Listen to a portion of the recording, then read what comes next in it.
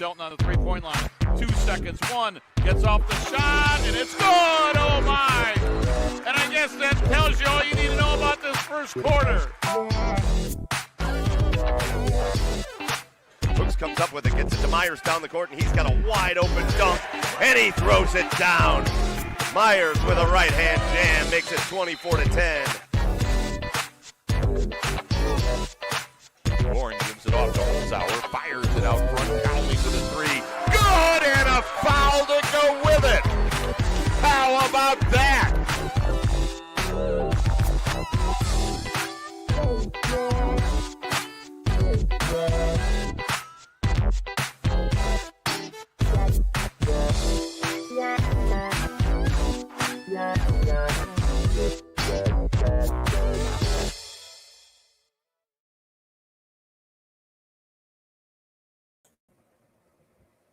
And we want to thank Rocco Nushi for that dazzling new open of highlights and more to come in terms of how that audiovisual representation will dazzle you in the weeks to come. But good Saturday morning and welcome to another edition of the Nick Abraham Saturday Sports Wrap-Up Show. Jared Kozar along with Rob Polinsky, and we're going to bring you through a busy night of high school basketball. That week before Christmas, get that holiday feel, and certainly no different as far as that goes. A busy week ahead for some schools, not necessarily for us. We're going to take a little bit of time off here and, go over our schedule and what's going on. But certainly last night we got to see the Keystone Wildcats. My second time seeing them, Rob, your first time. And they put on quite a show for the home fans in LaGrange yesterday evening with a win over Firelands. Yeah, they were very impressive. You keep hearing so much about that Wildcats team, and rightfully so, being that they're 7-0 and, we know about Liam Gordon, we know about Colt Cowling, but, I thought, Bobby Gurich was really impressive and really just a good all-around performance. So, you know what? Firelands hung with them as good as they could. They just right now don't have the offensive firepower to play with a Keystone for 4 quarters, but they made the Wildcats earn that game. Hey, we talked about that throughout the broadcast.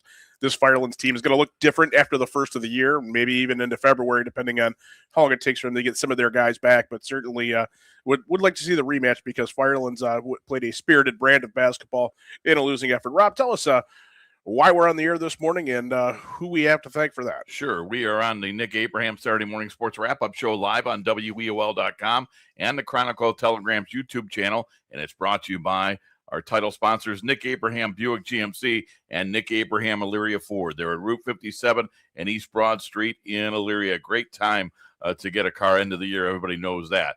Brought to you by Lorain County Community College, real education for good jobs. The Lorain Medina Rural Electric Cooperative, your Touchstone Energy partner, and by Eco Tree Services, your complete tree care company. We want to thank all those sponsors, again, making this possible for this new format. And it's certainly, again, we tweak something a little bit more each week. Everything gets a little bit better, but a loaded, action-packed Saturday morning. We're talking scores, winning coaches, everything else going on around our area. And let's get to those scores last night. And Rob, start us out in the SWC. All right. Thank you, Jared. In the Southwest Conference, it was Amherst. Big win over Olmsted Falls, 64-59. We'll have Pat Bray on first thing. North Ridgeville defeated Midview by a score of 73-68. Brett Larrick and the Elyria Pioneers over Avon Lake, 70-39. Brett will join us in the 10 o'clock hour. And in a close game, it was Berea Midpark edging Avon 56-55. Yeah, the Eagles really looking to get in that win column. Played a tough game against Falls earlier this week and then get nipped by Berea Midpark by 1 point. So Mike Fitch and company, hey, the football hangover is real. They're still recovering from that. So, I guess you got to give them till after Christmas before you think they can make some noise, but they're getting closer. In the LC8, again, it was a really loaded night. Oberlin took double overtime. They came from behind and they got Columbia 60-57 based on a lot, in no small part, Carmelo Williams, 36 points. We'll catch up with Kurt Russell later on this hour. Wellington knocked off Wycliffe 65-42. It was Deacon Worth with 26. First-year head coach, not first-year head coach, but first year with the Dukes in that capacity as the head man. Jim Baker, very familiar. He'll join us in hour number 2 to discuss that. They're back in action again this evening as they're part of a tournament. It was Keystone downing Firelands, as we mentioned in our game, 72-43, and Brookside a 60 winner over Black River. Larry Babbage joins us in hour number 2 to discuss his hot start. Elsewhere, it was Open Door over Westside Christian 43-35. Alan Januzzi's Patriots get a win last night. Braden Bendick led the Patriots with 25 points. And NDCL came from behind to Edge EC at the Coliseum 68-67. In Medina County boys basketball last night, it was the Medina Bees over Cleveland Heights 78-56. Chris Hassinger, the all-time winningest coach in Medina basketball history for boys basketball, he will join us later on this hour. And then later on this morning, they're back in action. We'll talk to them about that as they head south to take on Marysville. It was Brunswick over Strongsville 65-31, and Highland defeated Revere 76-68. Plenty of coaches go with the 24-hour turnaround. Chris Hassinger, he's got him going down to Columbus today. We'll talk to him about that, but he's on about an 11.5-hour turnaround. So he seemed pretty excited about that, and also kind of questioned his motivation when I talked to him last night. So it'll be good to catch up with him, one of the really great guys in terms of area coverage and what he's done with that Medina program over the years and who they've had to battle. There is no more fitting name than the Battling Bees, right? In terms of he'll go anywhere, play anybody, and sometimes he's outmatched and outsized, but they always have a nice effort, so it'll be good to catch up with him. Girls basketball scores from last night. It was Berea Mid-Park downing Avon 61-35. Briarwood Christian out of Alabama took down the Lady Middies 54-26. That game played in Florida. So the team from Bama beat the team from Ohio in the state of Florida. A little bit of separation there. We'll talk about that as the morning goes along at some point as well. In the association, one score of note to talk about: the Cleveland Cavaliers lose to Chicago again twice in the same week, 136-125. This one at home. Cavaliers searching for answers, closing out of that 500 mark. They're 15-14 on the campaign. Yeah, they got to get things figured out about basically 1/3 of the way through the regular season, and everybody knows the injuries that they're dealing with. See if they can get it figured out. Yep, we'll see it. And that's a look at the scores from around the area last night, and also the Cavs as of note this afternoon. And evening, we've got some girls basketball, and we've got 2 boys games that are going to be in action. Elyria taking on Garrett Morgan, and Wellington will be doing battle with a to-be-determined opponent. I'm sure we'll get that out of Jim Baker over in that tournament that they're in after having knocked off Wycliffe last night. Yeah, they're either playing Independence or Cuyahoga Heights, so be one of those 2 teams in that tournament they've got. It's a full slate in the LC8. Brookside at Firelands, Wellington at Keystone, Black Rivers at Oberlin, and Clearview is at Columbia in the North Coast Conference. Jared, NDCL is at EC. In the SWC, Dave Zavara's team, where they're going to have their hands full this afternoon, they go to Olmsted Falls. And in non-conference girls basketball, Brooklyn is at Lake Ridge, and Vermilion goes to Willard. Well, you know who might shed some light on that? I'll bet you Tom Evans. We're going to catch up with Tom Evans, talk area wrestling at 9:50. Evans might have some he might know about that Heights game if that's going to be the matchup. So I think he does. I think that we'll get that out of Tommy when he joins us at 9:50 for some facts and criticisms that we can depend on him for, as we do each and every week. WEOL's Chief of Security, Tom Evans. Maybe not necessarily in that order. No, preferably not. So stick around. We're going to take a quick break, and we're going to catch up with Pat Bray on the other side of this commercial break. It's the Nick Abraham Saturday Sports Wrap-Up Show. We are streaming live online at WEOL.com and also at that Chronicle Telegram YouTube page. Lorraine Medina Rural Electric offers a quick and easy way to pay bills online, monitor your daily electric use, and receive updates from your cooperative through SmartHub. Members can sign up for this service at www.lmre.org or contact the LMRE office at 440-647-2133 for more information. At Nick Abraham Elyria Ford, we make it that easy. This month, get 0% on all 2025 Ford F-150s, including Lightning, regular cabs, super cabs, and Super Duties, plus all Explorers and Escapes. Stop in or shop us at buyabraham.com. Are you undecided about your future and overwhelmed by the options? Well, don't worry. You're not alone. Lorain County Community College has helped thousands of students just like you find their future career. From short-term training programs to transfer options all the way to bachelor degrees, our programs are designed to set you up for future success. Lorain County Community College. Your goals, your career, your future. Enroll today. Hi, Tim Elkhorn, radio voice of the Cavs. For several years, you've heard me talk about EcoTree Services on WEOL. Recently, I needed trees removed, so of course, I contacted EcoTree. They did an incredible job. The folks at EcoTree were timely, efficient, and the work was flawless. Take it from me. When your trees need attention or even require removal, contact EcoTree Services. Like me, you'll love their work. Find EcoTree Services online at ecotreeservices.com. Lorain County has a story every day. Make sure you don't miss it. From breaking news and high school sports to schools, business, and community events, the Chronicle has it all. Stay connected to your neighbors and your home team with coverage that matters most to you. Don't just hear about Lorain County, know Lorain County. Subscribe today at chroniclet.com/subscribe and get the news that keeps you in the know. The Chronicle Telegram, Lorain County's largest newspaper. At Nick Abraham Buick GMC, we offer the greatest customer experience around, plus upfront, no haggle pricing and great deals. Right now, lease the 2025 GMC Sierra for just $339 a month. Stop in or shop us at buyabraham.com. And welcome back into the Nick Abraham Saturday Sports Wrap-Up Show. It is Jared Kozar and Rob Polinsky. Now we're joined by Amherst Comets head coach Pat Bray, who is celebrating a victory last night, a hard-fought victory over Olmsted Falls. And that'll be special in and of itself to talk about another accomplishment that came along with that victory. And Pat, good morning, and thanks for joining us. Good morning, and thanks for having me. Pat, you have a win over Old Falls. Always good to get a win over an SWC opponent, especially one the caliber of Falls. It happens over at your place, 64-59. Kind of walk us through that one. Well, I mean, we came out, had a big start to the first quarter, and we knew Falls, we were going to get, you're getting the best of Falls every night. So, they came back, fought, and actually took the lead in the second quarter, and it was then we got a 2-point lead going into halftime, and then, the rest of the game is back and forth the rest of the way. Just a great win we talked about a great team win for us last night. A lot of guys stepped up in different moments, and just a huge win for us.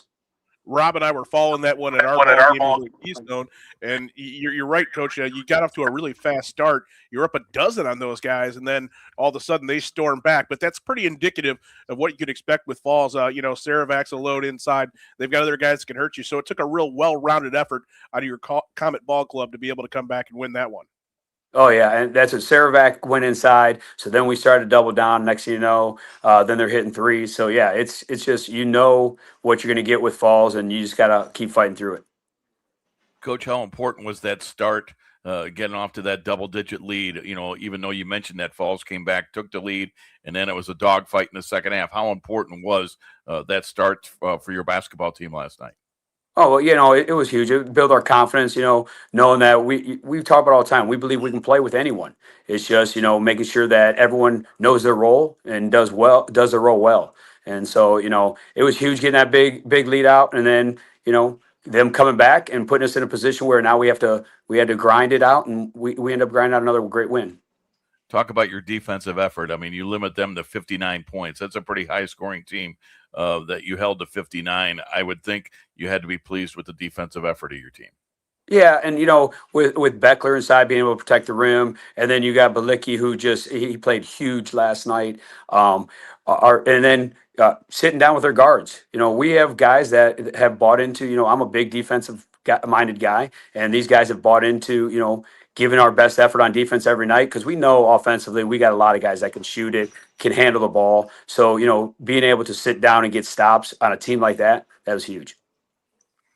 Coach, when you talk about, the defensive effort, what is it about your brand of basketball that those guys want to play defense? It's something that isn't always attractive for a young group of guys to say, it's fun to go out there and score a lot. It's fun to go over there and, come up with something we really feel that we do well. And defense isn't always one of those things. Well, we talk about it. Our best offense is a great defense, and that's what we talk about. We get steals, we get rebounds. We're going to push the ball now, and that's where you get them to buy in. Hey, sit down and get a defensive stop here, get a steal, and then let's go. Let's get to the other end. Let's get to the rim. If we can't get to the rim, we get our shooters spotted up, and they bought into. Our best offense is a great defense. So, every night we want to sit down on defense and get stops and then get to the offensive end. Coach, I understand we got word last night that it was your 100th career win at Amherst. First off, congratulations, not only from Jared and I, but everybody with Thanks so much. WEOL.com. And how much more special does it make that you get a milestone win over arguably, one of the better teams, obviously, in your league for so many years, probably as long as you've been the coach at Amherst, and even before that. Does that make it all the more important?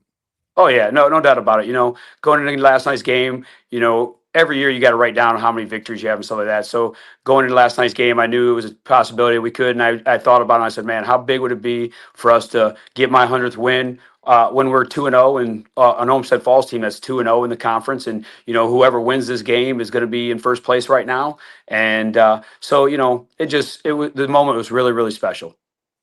And, we talked last week with you, Coach, Craig Couch and I, and that was something where we kind of referenced that you can't win the conference before Christmas or really before the first of the year. You can certainly lose it.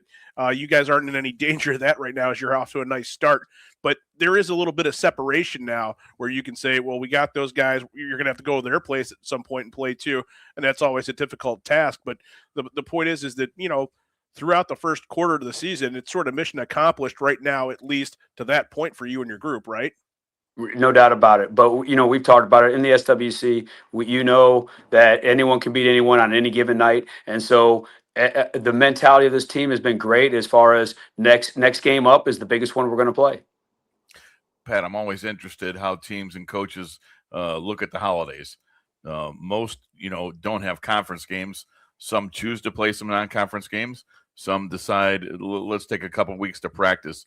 You guys have Lorraine coming up at your place on Tuesday, and then next Tuesday you've got the Keystone Wildcats coming to your place. Just kind of talk about how you approach things over the holidays, and how big is it to have a two non-conference rivals coming to your place? Yeah, we talk about it all the time here, family first. So we get to play some basketball, and we also get to spend some good time with our family. So it's huge for us, Lorraine, a crosstown rival that is great every year to play them. And then we get a Keystone that's a really good Keystone team too. So it's huge. And then that Keystone game is the Coach Shaw game. So that's really, really close to my heart because Coach Shaw was huge for me. So it's just big for us. And I love the holiday season, but I love playing basketball over the holidays. So for us to have two games like that over the holidays, it's going to be a good time. So does Santa, is he bringing the Braves like a couple of tackle boxes, or like what are you hoping Santa brings you? I sure hope not, because I got so many tackle boxes and fishing poles in my garage right now that I'm hoping for a few other things right now, more of tools wise. We moved into a new house, and so there's a lot of things that need to be done at this new house as far as, me getting it cleaned out. The house is awesome, but I could use some tools. So hopefully Santa brings me some tools, and I can make my wife a little bit happier with getting some stuff done over there. Or maybe he get you a guy, you need a guy to help you with that kind of stuff. Yeah, and that could work too. But maybe I'll get the team one day and we'll come over and they can help me move boxes and stuff out of the garage. Maybe that'll be one of our practices over this holiday. Team bonding. Well, there you go. There you go. 5 days out from Christmas, as I look at that weather forecast, Coach, I think Santa brought you and the boys a nice day. You guys might spend Christmas morning fishing out there if you can clear up the schedule, because it looks like it's going to be about 50 degrees overcast. That seems pretty perfect for what you guys want. No doubt about it. I think it was 2 years ago, Landon and I went fishing on Christmas morning, and I caught my first coho salmon right there in Vermilion. So I'm looking forward to Christmas morning. Wow. Most people aren't the Braves. Let's just leave it at that. Coach, thanks for taking the time this morning, and certainly congratulations on win number 100. Rob and I can remember when you took that thing over, it was tough sledding for a little while, and to think about what you've built and the fact that you're celebrating win number 100, it just goes to show that everybody knew what the goal in mind was when you took over the helm. Well, thanks so much. I appreciate you guys having me. I appreciate everything you guys do for us. You guys are amazing too. And thanks again. It's our pleasure. We're happy for you, Coach. Congratulations, Pat. Yeah, Take care and Merry Christmas. And let's see what the local tributaries have to offer. I appreciate it. Merry Christmas. Good luck. Take care, Coach. That's Thanks. Pat Bray with the Amherst Comets. And boy, yeah, a better angler, and he and the boys. That's hilarious when they go out there. It is a family thing. That they might be. Netflix is missing the boat on that. They got are. to get somebody out there to take a look at those guys and what they're doing. No doubt. And I don't think it's all fun and games either. I think there's a lot of yelling at each other and criticism. I bet there's some competitiveness out Sure. there. Yeah, and naturally, and I think that's what you expect. And while we have it and we're thinking about it, we'll just transition right into speaking of competitiveness. Jeff Holzhauer with the Wildcat program. We were at his game last night as they took care of Firelands in a big way, 72-43. We'll add Jeff in right now and get his thoughts on. Speaking of guys you saw 11 hours ago, comes Jeff Holzhauer. And Coach, good morning. Welcome to the program. Morning, guys. Thanks for having me. It's our pleasure. Jeff, thanks for having us last night. You guys took care of business against Firelands, conference foe. You guys know each other really well. The community's pretty similar, and it's starting to become a really good rivalry game, but you guys definitely had the better end of it last night, 72-43, and just saw a lot of talent on display globally from your Keystone Wildcat Ball Club. Yeah, and like you said, Firelands has always been a rival for us. Colin's doing a great job with his program over there, and they always have tough physical kids, and that was a tough physical game. We talked after the game about just the way it was officiated. I thought it was great for our kids that, they let us play a little bit. Sometimes when we go into games like SWC games and some bigger, Division I, Division II teams, they play physical. And a lot of times our league doesn't allow us to play that way. So I was happy that we were able to play a nice physical game last night against Firelands, which will get us ready for some of our non-conference opponents we have coming up. Coach, talk about your defensive effort. You held them to 43. The pressure that you use, your full court press or three-quarter court press, whatever you were putting on, it really seemed to bother them, especially when you have Cowling at the head of that press. It makes it so hard for a team to throw it over him and to get into the offense. How important was that last night? It's important, and we can win not pressuring with our 1-2-2, but we like to use it to get going. So against some other teams that maybe with some more experienced guards, we won't run it as much. But especially in our conference, Colt is really tough up there, and he's been doing it his whole life, and he's a problem. So he's long, he's athletic, he anticipates well, and then we have some length behind him with Emery Fedor and Liam Gorin, who are just fantastic athletes and explosive in their own right. So it's a challenging defense for a lot of teams to try to figure out, and we try to keep them guessing by moving guys around a little bit. And I thought our guys, especially our guys in the back, did a nice job moving around as well and not doing the same thing over and over.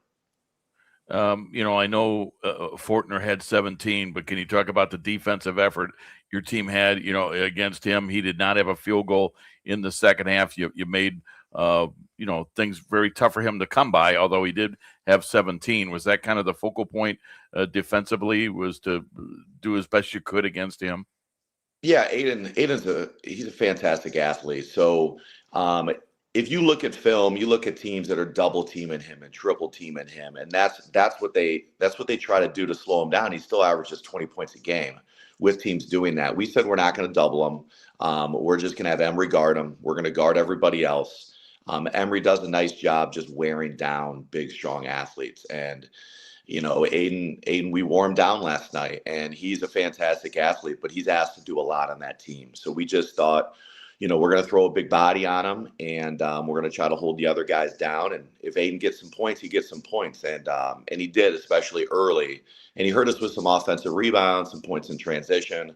But that's just a credit to Aiden and the type of athlete and basketball player that he is.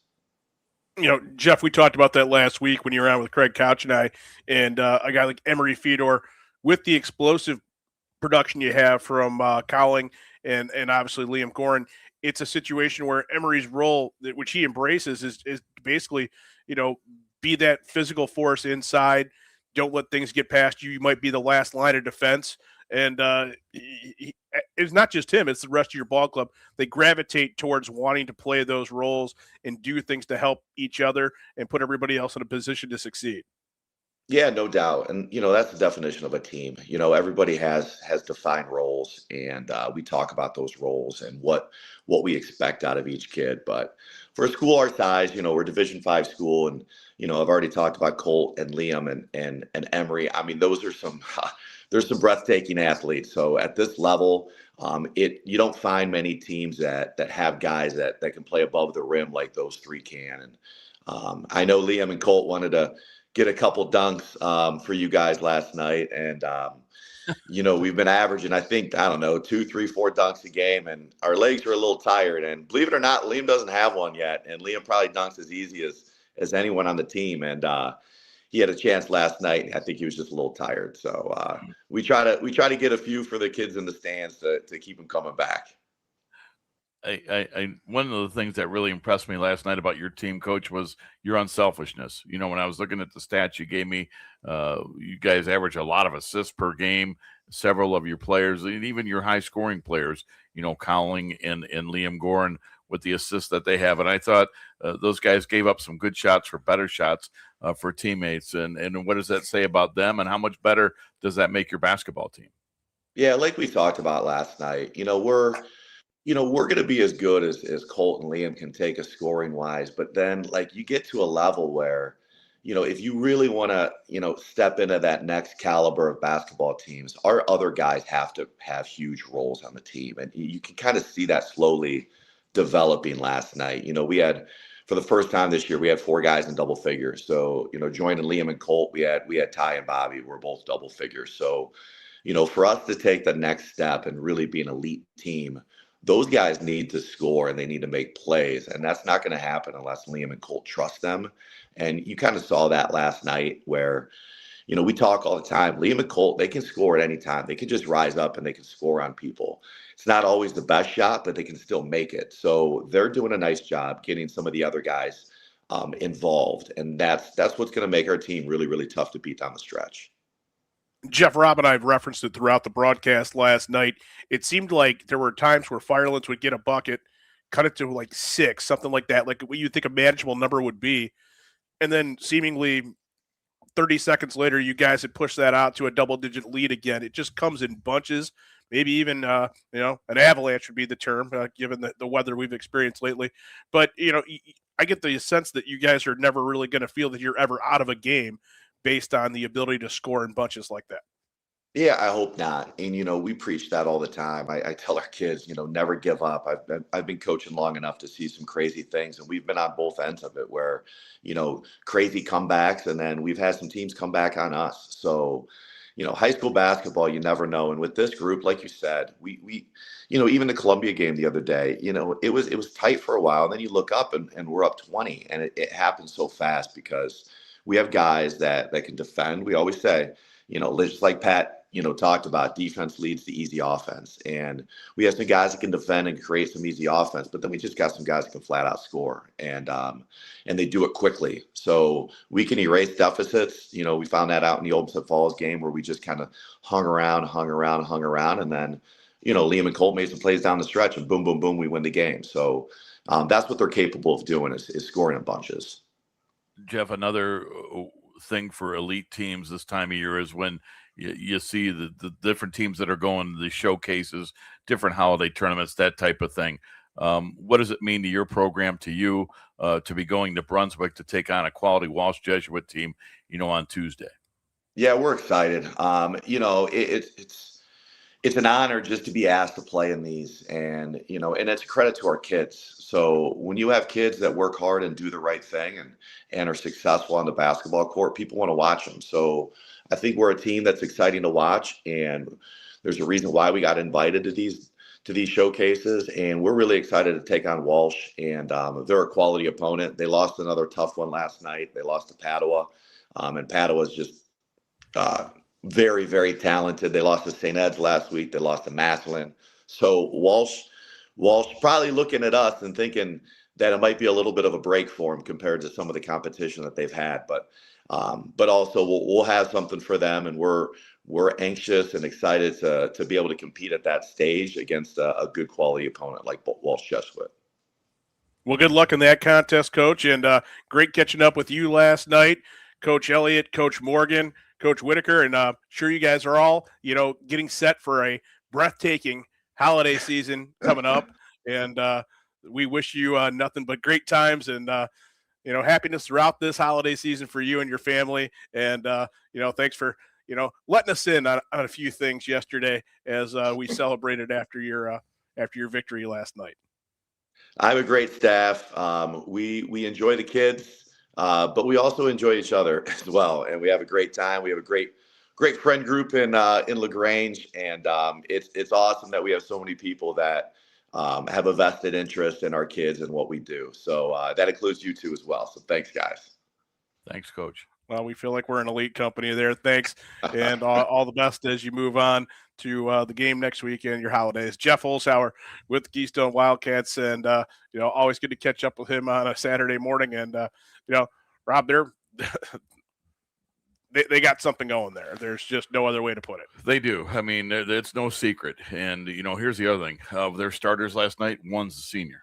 Right. And he's not named Liam Gordon or Colt Cowling. So they're going to be good for a while. We didn't even get a chance to ask him. His son off the bench with 14 really provided that spark because Fridland's just, as much as they tried to battle, they just couldn't come up with the points. They didn't have those points off the bench. When Ty comes in, you're old enough to remember, it kind of reminds me of Vinnie Johnson. He was the microwave, right? Yeah, exactly. Coming off the bench for the Pistons, for the Keystone Wildcats. Right. Well, and I think, to that credit, and again, as Jeff referenced, though, they're in a situation there where Firelands is doing really well in terms of preparing and certainly I think they wanted to get physical with Keystone to a certain extent last night, and that was no exception. I think Ty came into the game and they pushed him around a little bit, and he said, "Well, do your worst.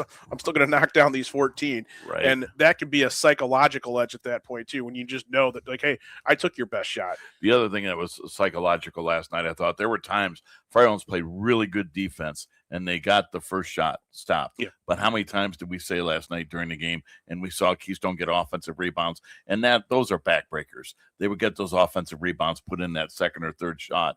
You play good defense, do as good as you can for 20, 30 seconds, and then they're able to get that offensive rebound, that putback. That's demoralizing for a defense. You're right. Yeah, it's a tough spot to be in. So, wish them luck against Walsh this week. So we'll take a break, and we're looking to catch up with Chris Hassinger from Medina as the Battling Bees get a win over Cleveland Heights last night.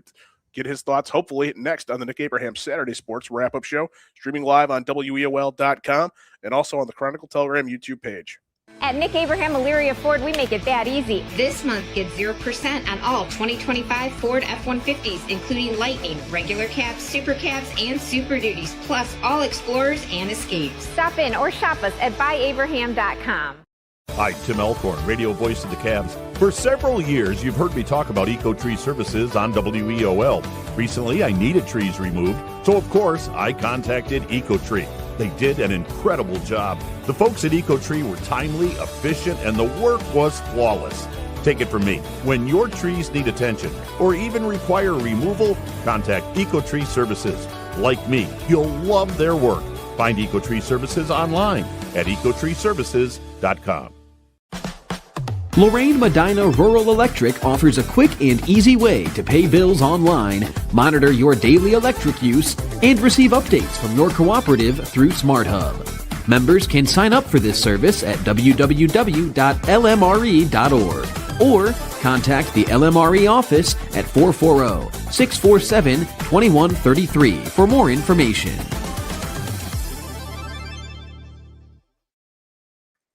And we welcome you back to the Nick Abraham Saturday Sports Wrap-Up Show. Jared Kozar along with Rob Polinsky. And joining us now is going to be Victoria's head coach of the Medina Battling Bees, Chris Hassinger. Chris, we're going to bring you in here, and I know that you're on the road and kind of a little bit of an unorthodox set of circumstances as you discussed last night. Big, quick turnaround. But, well, thanks for taking the time to join us coming off your win over Cleveland Heights yesterday evening. Yeah, morning. How are you guys doing? Well, we're doing well so far. The bigger question is where are you at on the map right now, Coach? We just pulled into the Columbus Convention Center. We played 11:15 this morning, and we got the boys a bunch of breakfast snacks, some Gatorade chews, and jumped in the van early. What's going on with Todd Hockey that he makes you play at 11:15 in the morning on a Saturday? You know what? Todd's always making us do something out of the box. No, I'm just teasing. He's great. He's actually coming down to keep our book today, so we're lucky to have an AD that is willing to put in time like that on a weekend on Christmas break. Coach, you're 3-1. You go down to Columbus to take on Marysville today. Can you talk to us a little bit first about last night's game? A big win over Cleveland Heights, 78-56. Yeah, we knew how good they were coming in, and J.R. Bremer, former NBA great, and always has his kids ready. They're always tough, physical, and our kids just came out like they were on fire, and we were really proud of them. Our big deal this year is our defensive presence. We love defense at Medina. We love imposing our will on people, and that's what we did early in the game and got them down. And for kind of a different storyline for us is our offensive efficiency. We were, I think, at one time 8 for 11 from 3, and just kept running offense, sharing the ball. And both of our posts end up having 6 assists apiece, and just a really good night for us. Chris, you mentioned you're 3-1. You're off to a really quick start in your league, 3-0, and that always seems to be the recipe for success for Medina. And as you mentioned, that defensive effort, but just something to hang your hat on has been your conference record over the years. You look at that, you've scheduled some opponents out of your league that might be perceived to be tougher than you. And that doesn't seem to matter as long as you know that you can compete in that league. And you're off to a really quick start at 3-0. Yeah, we're kind of a weird program because we don't care about conference wins. We really care about the tournament, and our record shows it. Our kids are always prepared when it comes to tournament time. For example, this year, we started out at Garfield Heights on the road for an opener this year. And you get Marcus Johnson, who drops 38 on us. I think he missed 2 shots and 1 free throw the whole game. But our word for this year is chaos. We want our kids to go through as much chaos as possible, so it seems simple when you're in those tough situations. Coach, earlier this year, you got your 171st win at Medina. You became the all-time winningest boys basketball coach, passing a legend in our area with Keith Butch Soy. What did it mean to you to become the all-time winningest coach at Medina High School? Well, there's 2 guys that I worked under. And this is my 32nd year at Medina, but my 12th, I guess, is the boys. And Keith hired me as a middle school coach. He's always been a great mentor, and I was lucky enough to have him on my bench a couple years when I first started coaching boys basketball. And then Jody Peters was another great mentor, two of the best coaches, 2 of the winningest coaches in our school history. And just even being the same breath as them is really, really neat. And they're not only they're great coaches, they're quality men and shape me in a lot of things we do in our program. Coach, I noticed, you're playing this morning at 11:15. We looked on the schedule. You're playing a team out of Chicago next Saturday at 11 a.m. Where is that, and how did that come to be?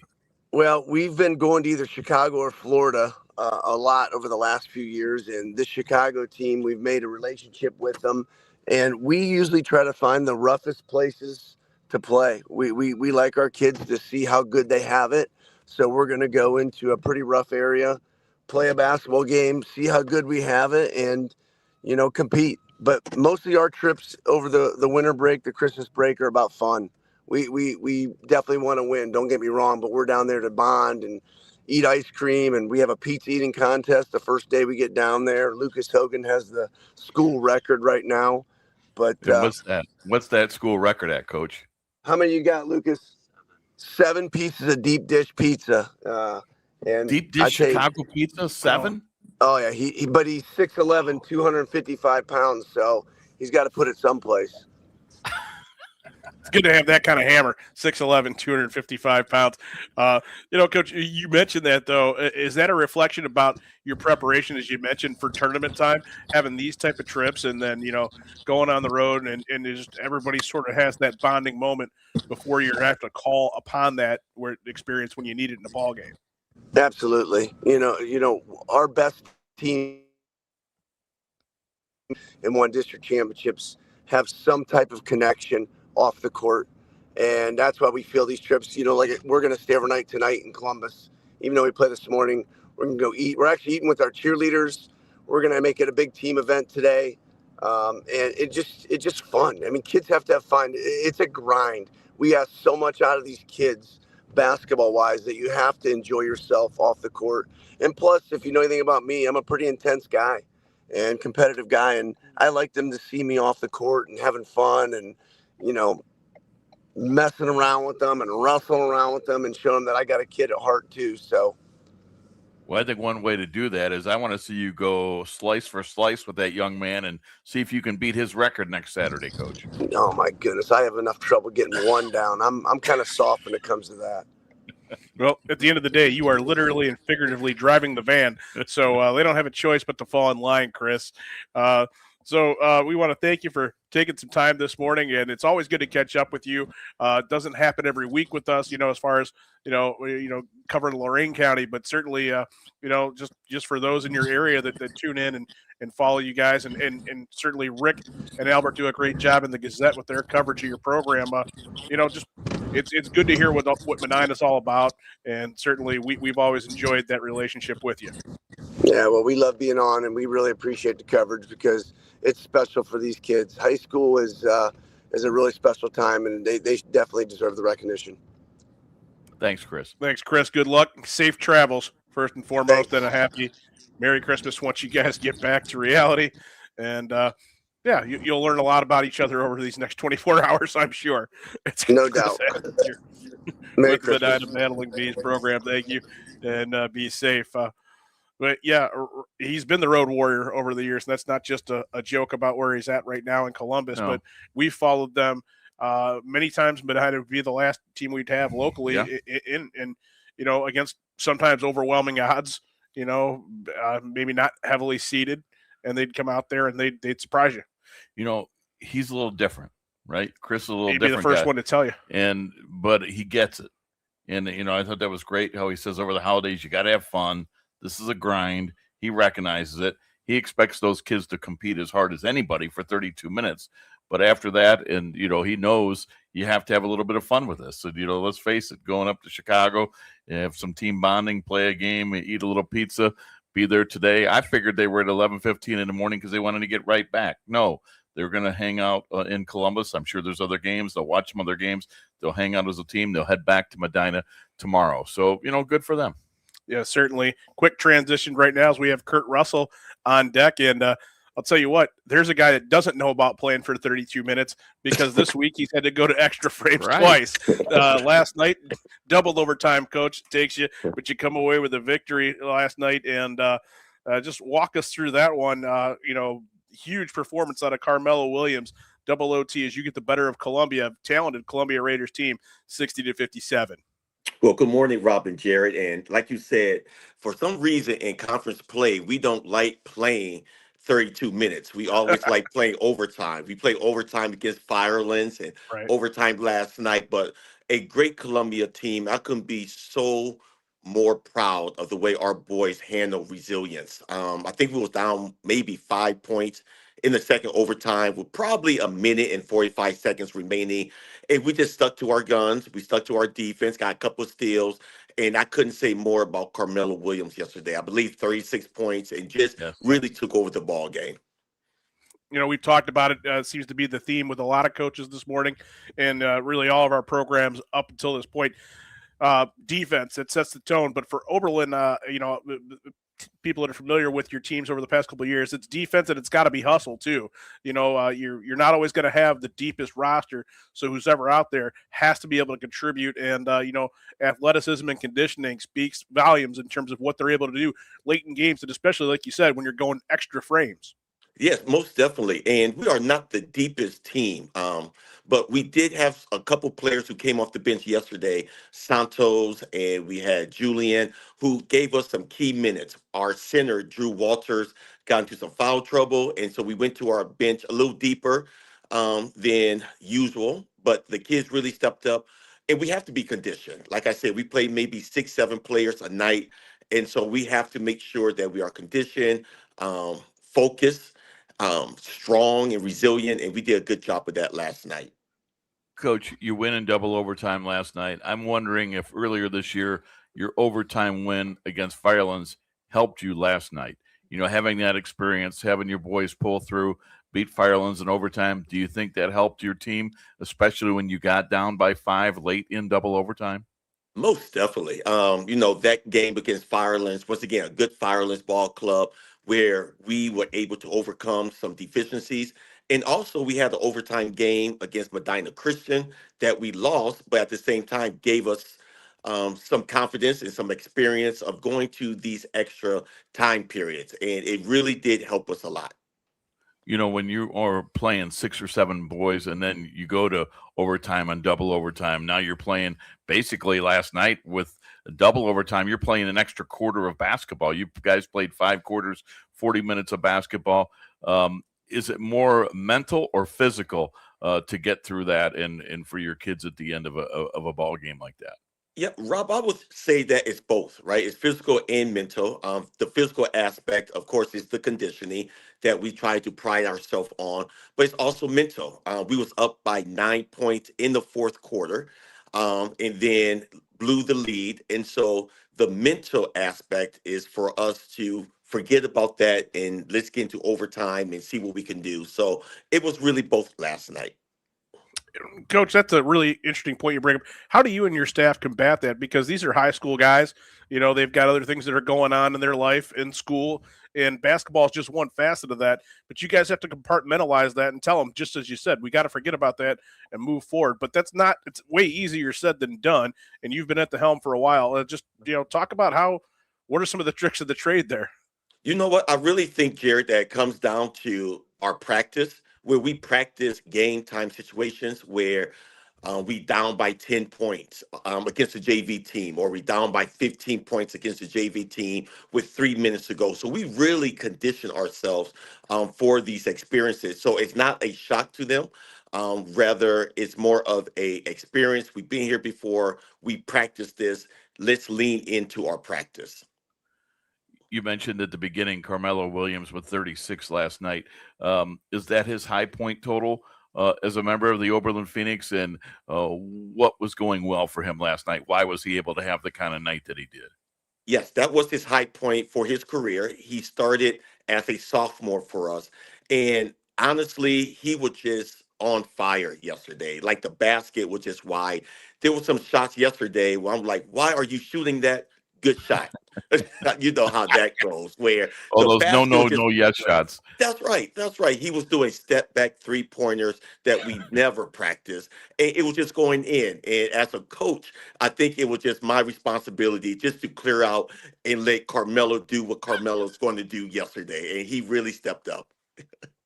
Those are some of the best coaching moments right there. That's where right. You can let a Just player clear go. out. Yeah. He's on a heater. Kurt, talk about the league a little bit and kind of where you see yourself at. But, certainly Rob and I were over at Keystone last night. They're talented. We're going to catch up with Larry Babbix. I know you guys played Brookside earlier in the season. They got a lot of firepower. But, the league on a whole, and just it's a lot more I don't want to say competitive. It's always been competitive, but maybe top heavy than it has been in past years, with teams that can really make some noise, and maybe where you see yourself and if you think you're on schedule. You know what? That's a great assessment you just made, that it's very competitive this year, where you look at a Black River team who I believe only lost by maybe 9 points to Brookside. Correct. And Brookside beat us by 25, 30 points, where Columbia was hanging with Keystone going into the fourth quarter. I believe they was down by maybe 7 or 8 points. And then Keystone, pull away a little bit. So it's really is a very competitive league where anyone could be anyone at any given time. We struggle with Clearview. I don't think Clearview won a game yet this year, but that's another team we went into overtime with in terms Correct. of Clearview. Wow. And we won by 4 points. So it's a very, very competitive league. I will put ourselves, right there in the mix, in the middle of the conference, where we could lose to every single team in our conference. At the same time, we could be competitive with every single league in our conference. Maybe you got to tell your kids that you're allowed to win a game in 32 minutes in 4 quarters. You don't have to go to overtime. That's right. And, they're giving me more gray hair than I would like. So every other game is an overtime game. So hey, there's nothing wrong with gray hair, Coach. Yeah, you're just catching up to the rest of us, Kurt. You always dapper Kurt Russell, looking great. Yeah, now you know how it feels. So, Coach, kind of outline what's next for you guys in terms of that holiday. We don't want to call it a lull, but where it's a break in the routine. What's next for you in the Phoenix? You know what? Since I've been the coach at Oberlin, this is a time where we really get better. We spend, especially this year, we don't have a holiday tournament, so we have 2 weeks off. We don't play again until January 6th. So this is the time where we really work on our skills and we implement more things for the kids. And so hopefully we are able to take these 2 weeks and to improve ourselves. Well, Coach, good luck with that, and happy holidays, Merry Christmas to you and everybody with the Oberlin basketball community, and thanks so much for joining us. We appreciate it, and we look forward to seeing you, after the first of the year. Well, thank you so much, and once again, thank you for all you do for Lorain County sports, and happy holidays to everyone. Oh, it's our pleasure, Kurt, and thank you. Always good to catch up with you, especially prior to the holidays. So Kurt Russell with the Phoenix, and maybe, as Rob mentioned, he'll end some games in regulation. That could be your New Year's resolution, Coach. We're going to play 32 minutes from now on. It'd be pretty funny. Yeah. So take care and enjoy. Be safe over the holidays. Thank you. And, boy, there's a guy, Rob, that, when you think Oberlin athletics globally, I think Kurt Russell, and it's just, he's really been, the guy that carries the torch for what goes on in that community for a lot of years. It was awesome that he was Teacher of the Year, and no doubt about it. But how great is it to have him back? And he got back to work. What does that say about coaches will tell you? Evans will say it in a few minutes when he comes on. Leadership of young men and just instilling in them that there's an ideal that you can strive for, and Kurt checks all those boxes. And I think there's a lot of times he's more than just a coach for a lot of guys to go through that program. And I often think, where would that community be without a guy like that? I'll try to simplify it. Coaching is teaching. The guy was Teacher of the Year in the country. What is that? That tells you all you need. You might know a few things. Yes. Is that what you're saying? So speaking of that, we got Tom Evans, our coach, and he's on deck coming up after this break. Evans is going to talk about the local mats coming up, and busy. He was out and about last night, and we'll get his take on what's going on, and maybe he'll have to put us in line as he normally does, and that'll happen on the other side of the break. Stick around. The Nick Abraham Saturday Sports Wrap-Up Show. Rob and I are up next with Coach Tom Evans. At Nick Abraham Elyria Ford, we make it that easy. This month, get 0% on all 2025 Ford F-150s, including Lightning, regular cabs, super cabs, and Super Duties, plus all Explorers and Escapes. Stop in or shop us at buyabraham.com. Lorain County Community College is where you'll lock in your future success. We've helped thousands of people just like you match skills and experience with a career. We can help you train for a career that is in demand right now. You can even work in your field while taking classes. LCCC will get you prepared, get you credentialed, and get you working. Lorain County Community College. Your goals, your career, your future. Enroll today. And we welcome you back to the Nick Abraham Saturday Sports Wrap-Up Show. I'm Jared Kozar. He's Rob Polinsky. And joining us now, as you see the moniker down there, the head of security for WEOL.com. That's Tommy Evans. Tommy, we got our Buckeyes gear on today. I know that you're definitely geared up for that big matchup with North Carolina this afternoon, coming at 4 o'clock for the basketball team, right? Yeah, they're playing today. I didn't realize that. I kind of thought that was the case. Yeah, big slate of college football today. I'm worried about the Buckeyes and 12th-ranked Tar Heels going at it at 4 o'clock. But, we wanted to have you on, Tom, to just, talk about wrestling. I know that Rob mentioned that you were out and about throughout the week and last night, and just what's going on in our area. We're getting updates on Twitter nonstop, and wanted to get your take on it because we hadn't caught up with you yet on a Saturday morning here in the winter edition. Well, we're off and running in Lorain County. Great start for some Lorain County teams.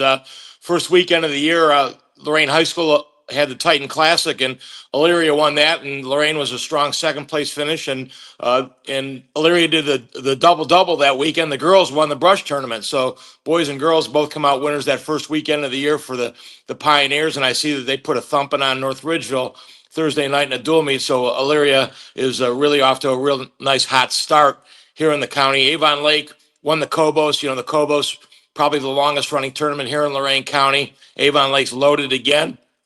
Coach Sedlick's really got him on a roll. They went down to Buckeye last week and did a great job down at Buckeye Invitational over there. So they're the defending champs in the SWC, and they're the champs until somebody says they're not champs. But I think the SWC is going to be real interesting this year. It looks like Illyria's filling some spots back up. Olmsted Falls looks back in strong, and I think that every team in the SWC has got some kids that can make some waves. So this will be a fun season. Tom, when we look at it from a basketball standpoint, the holidays are kind of unique. Certain teams play and they'll get in holiday tournaments. Some, decide like Oberlin. They're taking 2 weeks off. From the wrestling community, how does the high school wrestling go over the holidays? Is it a busy time? Is it a time where maybe it's more about practice and then you really get back into it after the first of the year? Or is that up to each individual coach? Well, I think different coaches look at it differently, but it's a big tournament time. I think it's the first real test for a lot of teams. The MIT Medina Invitational is the 29th and 30th next Monday and Tuesday. Brecksville's next week as well. A lot of our county teams are at those meets. I know Columbia is going down to the MIT. We'll see what they have. Only team in the county with 2 defending state champs, Bodie Gibbs from last year and Fry from the year before. Fry was out injured last year. Also bring back Xavier Hendon and Cochran, who were both state qualifiers. So they're quietly getting it done over there on East River Road, but a loaded Columbia team. But those big tournaments, and then we come right back on the 3rd in the Columbia Invitational Tournament. I think this is year 51 for that tournament. Over the been renamed the Jacob Wasco Tournament. So a lot of big time. We're going to find out a lot about your teams here over Christmas break. And, Tom, one of the things that, Rob and I talked about there with the basketball coaches is routine over Christmas break. Certainly, when I was in school at Southview, not that I wrestled, but Dan Turnus would always say, I got to watch when these kids go on break because I don't know what they're going to do. I don't know what the habits are. And he wanted them in that routine competing, like you said. Get in a tournament, find somewhere that we can get into so we don't lose that momentum. And more importantly, like you said, you're not home on the couch doing whatever. And certainly the holidays, as guys like us know, that's the time to put the feedback on. And you got some guys that can come in and look drastically different over that 2-week span if they're not out doing something in preparation. Well, we were the same ilk, and that Turnus was one of my mentors, and I learned early on that you don't want to let those kids get too far away from you. We would move our practices to early in the morning, and we could do some extended practices. We would also do some different things over Christmas break. We might get them in the swimming pool a little bit. We might chase the basketball team off the court and play a little wrestling basketball, which the basketball players wanted nothing to do with. But just to let them have some fun, let them run around, let them burn off some calories. When I was at Elyria Catholic, working with John McNulty, John had a key. We'd be in Christmas morning just to make sure those kids were getting a little run around. We wouldn't be wrestling. He'd get the basketballs out, and it was.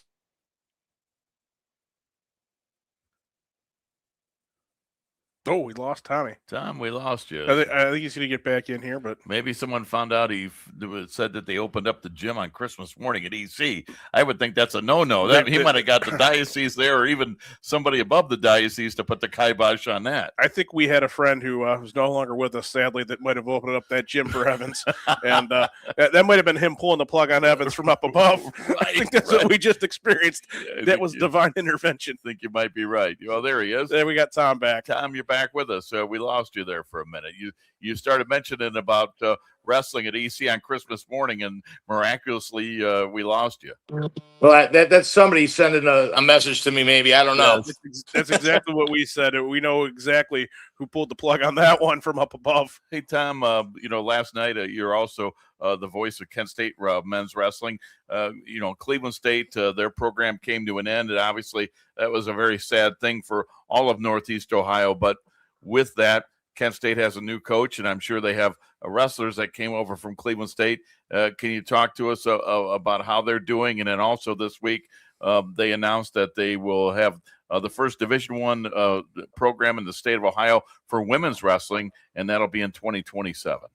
Just a great night for wrestling last night at Kent State. Josh Moore did phenomenal job of building that program back up at Cleveland State before the powers at B down there decided to cut wrestling, which was, I'm not going to get off on that tangent, but really got Kent on a roll. And Kent wrestled a real good UT Chattanooga team that takes on all comers as well, and just put a thumping on them last night, 28-12 by the Golden Flashes last night. It's kind of fun because the strength of the team are some guys that have come back. Blake Schaefer at 197 pounds, missed being at Nationals by one match last year, really looked strong last night. But some young guys, this Silas Stitz that they brought in as freshman, picked up his 10th win of the season, got a pin in the second match of the night to really get him going last night, but really excited about Kent State and what's going on down there. And then in the same week, they had women's wrestling, the first D1 school in Ohio to do that. Hats off to them. That's going to put some pressure on some of these other D1 schools to kind of get on that bandwagon. And most importantly, my alma mater down in Columbus needs to get off the pot on this and get going. But really excited. D3 women's wrestling in Ohio, strong. Mount Union's got a strong team. I know Hiram's got a team. Muskingum's got a team. So there's some D3 women's wrestling going on right now. But really, and women's wrestling is the fastest growing sport in the nation right now, youth sport in the nation. So really good to see Kent State take the lead on that. Well, Tom, we always like catching up with you. Certainly enjoy hearing about that and, what's going on over at Kent. Again, as Rob said, it's not as far as you think, right down the road, and certainly there's a pathway to a lot of success over there. Locally, the stuff that you have is great, and we like catching up with you on a Saturday. I think we're going to have to make this more of a weekly habit in terms of what we do throughout the winter months. So always good to catch up with you, to you and your family, Tom. Merry Christmas if we don't run into you before. And, you might want to check out the Buckeyes at 4 o'clock as they take on Carolina. If, just drop it on a score here and there. It'll be well, I do try and catch a game, so when somebody starts throwing the names out there, I at least know who they are. So, Tom, if it makes you feel better, I didn't know they were playing today either. We've got those 3 CFP games that are sort of important today. Yeah, I think I'll be glued to that. Get ready right now to head out the door over to Vermilion for the Defenso duels over in Vermilion. Yeah. I'll see our friend Cliff German and give him a jab while we go over there today, too. Please do that. Yeah, all the best to him, and certainly that'll be a good time. So good catching up with you, Tommy. Enjoy your morning, your afternoon, and, again, the holiday season that is, still to come for you. A lot of good times over at the Evans household. I'm certain that holds true for Christmas, New Year's, and everything else in between. Yeah, Lisa's at volleyball practice right now, so I'm going to go raid the cookies that she's got stored out in the garage before she gets You got home. some time. This is my shot right now. Veteran move from our security chief here at WEOL.com. Tommy, take care, and thanks for joining us. Same to you guys. Have a great holiday. Take it easy. Jared, how did he get that title? How did he get that job? And who else? Did anyone else apply for that position? I think he got the job unbeknownst to him years ago when it was the two of you guys doing a game, and I forget where you were at. I was there too. I made the trip, and there was an affiliate, a radio. We didn't know these folks, but Tom politely asked them, "Hey, if you could just move your stuff over there." And we're going to be over here. We're going to be over here. That's right. And he was very courteous. He was polite, and we walked back from getting interviews, and then noticed other stuff was moved again. And Tom said, "Hey guys, just wanted to let you know you could move over here. We'll be over here. We'll have this much room. This is the neutral zone right here. Yes, we want to keep it that way." And those guys, "Oh yeah, we get it." We dropped back, got something to eat, and then came back. And then once again, they were kind of encroaching on that territory. And Tom said, "All right, we tried it once. We tried it a couple times my way. Now we're your way. Now we're going to do it my way. You guys touch our stuff again, I'm going to throw you out the window." Yes. And I said, from that day on, I'm like, that is a security chief right there. I forgot about that. Constable Tom Evans. No, I mean, I remember when he did you that. Didn't forget about nobody forgot about that. I forgot that's how he got the title. That's how he got the title. And nobody's really, I think, going to take that away from him. Sort of like if this was the opening theme to the A-team, that would be B.A. Baracus. Well, word got out because no one else has done that since. Right, yeah. We've never had to worry about it. Never. It was a one-time deal. So, what is that? Speak soft, carry a big stick. That's what the Tom Evans corporal punishment rules are. Well, those are great Christmas stories that you share with our audience this morning, Jared. Nothing says Merry Christmas like Tom Evans saying that he was going to toss the opposing radio crew out the window, and he was not joking. It was 2 warnings before the threat. It was. So you give him all the credit in the world. Absolutely. He had a plan. He stuck to it. What I learned with Tom is you better not get to strike 3. Yeah, if you're on strike 1 or strike 2, don't get to strike 3. I've been on strike 1. I've been on strike 1 a couple of times. We all have. Yeah, I mean, most of the times it pelts my lead blocker on strike 1. But the point is that I'm guilty by association. But always a good time at the Evans household as long as you stay out of strike 2. Oh yeah. So we're going to take a quick break. On the other side of it, bring you more scores and some other news, and then we'll talk more about other area coaches we're to catch up with a loaded 10 o'clock hour. It's all basketball. Tommy, you'll be a little bit disappointed about that, but we'll keep it going here in the Nick Abraham Saturday Sports Wrap-Up Show, streaming live on WEOL.com and also at the Chronicle Telegram YouTube page. At Nick Abraham Buick GMC, we offer the greatest customer experience around, plus upfront, no haggle pricing and great deals. Right now, lease the 2025 GMC Sierra for just $339 a month. Stop in or shop us at buyabraham.com. Lorraine Medina Rural Electric offers a quick and easy way to pay bills online, monitor your daily electric use, and receive updates from your cooperative through SmartHub. Members can sign up for this service at www.lmre.org or contact the LMRE office at 440-647-2133 for more information. Hi, Tim Elkhorn, Cavs radio voice. Recently, we had some trees removed. So again, singing the praises of EcoTree Services. In a few hours, EcoTree had removed the unsightly trees, cleaned the debris, and opened the area for a new fence. I can't say enough good things about the people at EcoTree. I've used them several times, always thrilled with their work. If you have trees that require pruning or need to be removed, contact EcoTree, a local business that deserves your business. They've earned mine. Go to ecotreeservices.com. Lorain County Community College is where you'll lock in your future success. We've helped thousands of people just like you match skills and experience with a career. We can help you train for a career that is in demand right now. You can even work in your field while taking classes. LCCC will get you prepared, get you credentialed, and get you working. Lorain County Community College. Your goals, your career, your future. Enroll today. Lorain County has a story every day. Make sure you don't miss it. From breaking news in high school sports to schools, business, and community events, the Chronicle has it all. Stay connected to your neighbors and your home team with coverage that matters most to you. Don't just hear about Lorain County, know Lorain County. Subscribe today at chroniclet.com/subscribe and get the news that keeps you in the know. The Chronicle Telegram, Lorain County's largest newspaper. At Nick Abraham Elyria Ford, we make it that easy. This month, get 0% on all 2025 Ford F-150s, including Lightning, regular cabs, super cabs, and Super Duties, plus all Explorers and Escapes. Stop in or shop us at buyabraham.com. Shelton dribbling around. Shelton on the three-point line. 2 seconds. One gets off the shot, and it's good. Oh, my. And I guess that tells you all you need to know about this first quarter. Brooks comes up with it, gets it to Myers down the court, and he's got a wide-open dunk, and he throws it down. Myers with a right-hand jam makes it 24-10. Warren gives it off to Holzhauer, fires it out front, Conley with a three. Good, and a foul to go with it. How about that?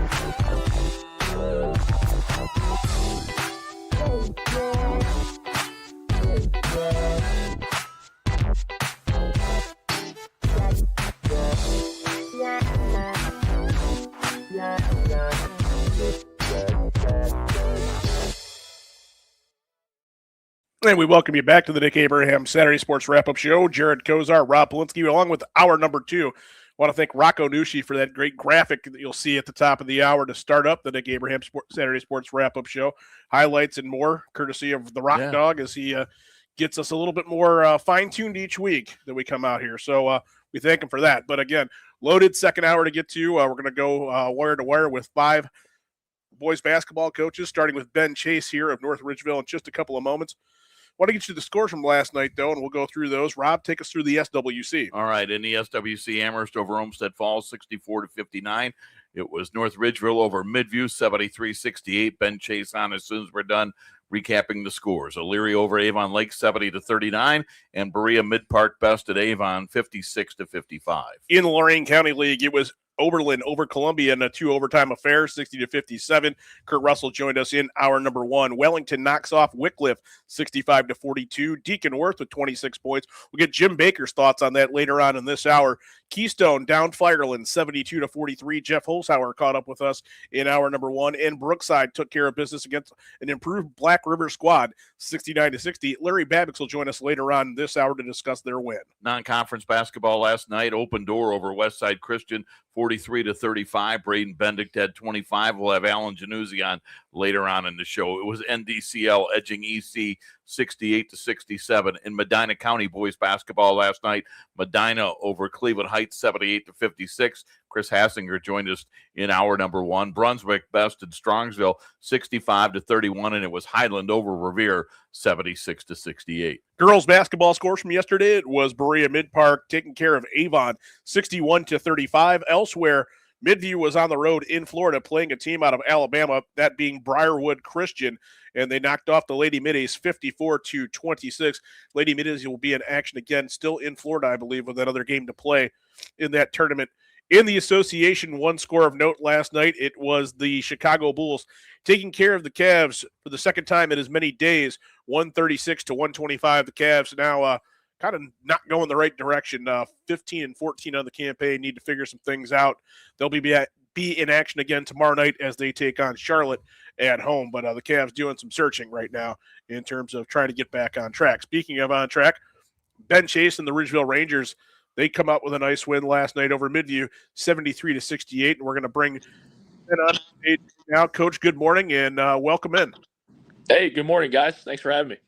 Well, thanks for joining us in this new format that we really enjoy.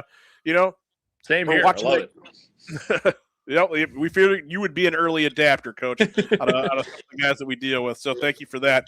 Yeah. We're following the game last night, and you're out, I would say, comfortable lead a few times against Midview. Kind of allow them to get back in the game late, but you're able to put them away 73-68. Just walk us through kind of some of the ebbs and flows of that contest. Yeah, our guys had a great first half. We were up 40-20 going into halftime. Thought we played to our standard. Thought we played really good basketball. Came out, made a 5-0 run in the second half to get up 25, and then our Cole Miller, our post, picked up 2 really quick fouls, which got him his 3rd and 4th foul before right about 6 minutes and 50 seconds left in the third quarter. So he had to sit the whole third. That completely changed the game. They have a great post player on their team that will garner some all-conference attention, and he had 30 on us last night, and they just pounded into the post, and we didn't have an answer for it. We kept trying to adjust. We would front them, we would then double down, we went zone, we tried everything, and the kid had a great performance, man, and we just survived is what we did last night. So when Cole Miller then came back in the fourth quarter, how did he do playing with those 4 fouls? How difficult was that, and did he end up fouling out in the game? Yeah, he ends up coming back in at the start of the fourth and lasted until about 5 minutes left and fouled out with 5 minutes left. It's those games are so unfortunate when guys like their size, their presence on the floor get in foul trouble because you feel like only the 3 officials are watching those 2 guys, and that's it. And right. it just puts such an emphasis on them, and then he picks up one of the softest, most ticky-tack 5th fouls ever that they could have called at any time in the game. And it's because you got 3 officials all watching 2 guys on the floor, and it was disappointing. But I'm really proud of our guys to continue to fight. I mean, everybody knows NR versus Midview is always a great game, and it's never easy. So, that atmosphere got a little crazy last night, and our guys toughed it out. Yeah, one of the better rivalries in our area for sure for a number of years, as long as I've been associated with it. So is that something that you've seen throughout the season, Coach? Is just because of his stature, Miller's going to garner more attention because it's really tough. He's a great leader, and he can do some explosive things for you. And the other guys seem to rally around that when they see him take that contact, get an and one, and then just come out of there. They feel like they can, kind of walk through a wall too. Yeah, he's the best athlete on the floor every night, just like he was the best athlete on the football field every night. he does some incredible things that I'm still waiting to get the stats back, but we think he had 5 blocks last night and 9 rebounds. He had 12 points. He just does so much on the floor for us. And that was the first time he got into some serious foul trouble and then fouled out. So, it was the first time everybody else had to rely, as guarding as a group of 5 with no big post presence in there. So I don't know if we really see that kind of offensive post threat until we play those guys again, given our league. But, we'll make sure that we're ready for it next time. So it sounds like that was kind of a perfect storm. They've got a great post player. Sure. Your guy gets in foul trouble for the first time this year. My question would be, the response. How did your kids adapt learning on the fly? I know you said in the third quarter, Midview made a big run, but still you had to play the last 5 minutes without Cole. How were you able to do that, learning on the fly, and how did you feel your kids adjusted without him on the floor? Well, we had a great learning experience on Tuesday at Elyria. We talked about it as a team Tuesday, Wednesday, Thursday. We were not tough when adversity happens against Elyria. We got down big. We made one run, but we just weren't tough enough over 32 minutes. So I looked at them at the end of the third quarter when our lead went from 25 to 8 in one quarter. And I said, hey, here we are again. How tough are we? How tough is this group? Are we going to respond? And they did a great job. They continued to make plays when they needed to. And we were up 3 with about, I think it was 10 seconds left, and we threw a full court bomb from Duke Baker to Mason Allison off the inbound to seal it. So it was pretty awesome moment and awesome ending for us. Talk about some of the young men that performed well for your team last night.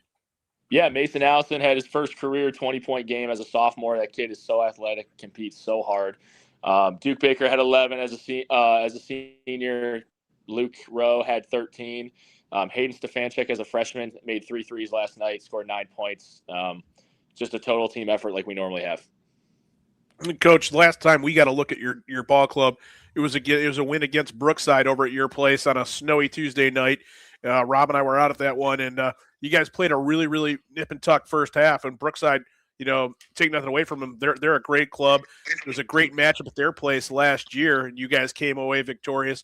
In the second half of that ball game, I thought you guys, it looked like you handled it like a business almost. Like, this is how we're going to close out this game against a good team. We can wear them down. We're better than they are, at least. It's their first game too. I think that was the lid lifter for them. You already had 3 under your belt, but you guys really took care of business in that way. Is that something that you can look upon and say, after one half of basketball, we can dissect where we think we're at if we're playing our game and really, just kind of shift it into a different gear? Yeah, that's a great question. I think we have really smart kids on our varsity team, and they have very high basketball IQ. So it's always refreshing being able to go into halftime no matter what the situation is, and we can go through a couple different adjustments or what we want to do as a staff and then as a team going into the second half, and they're all understanding on it. They all, they pick it up really quick, and they're all on board. And, it's really just about, execution of that.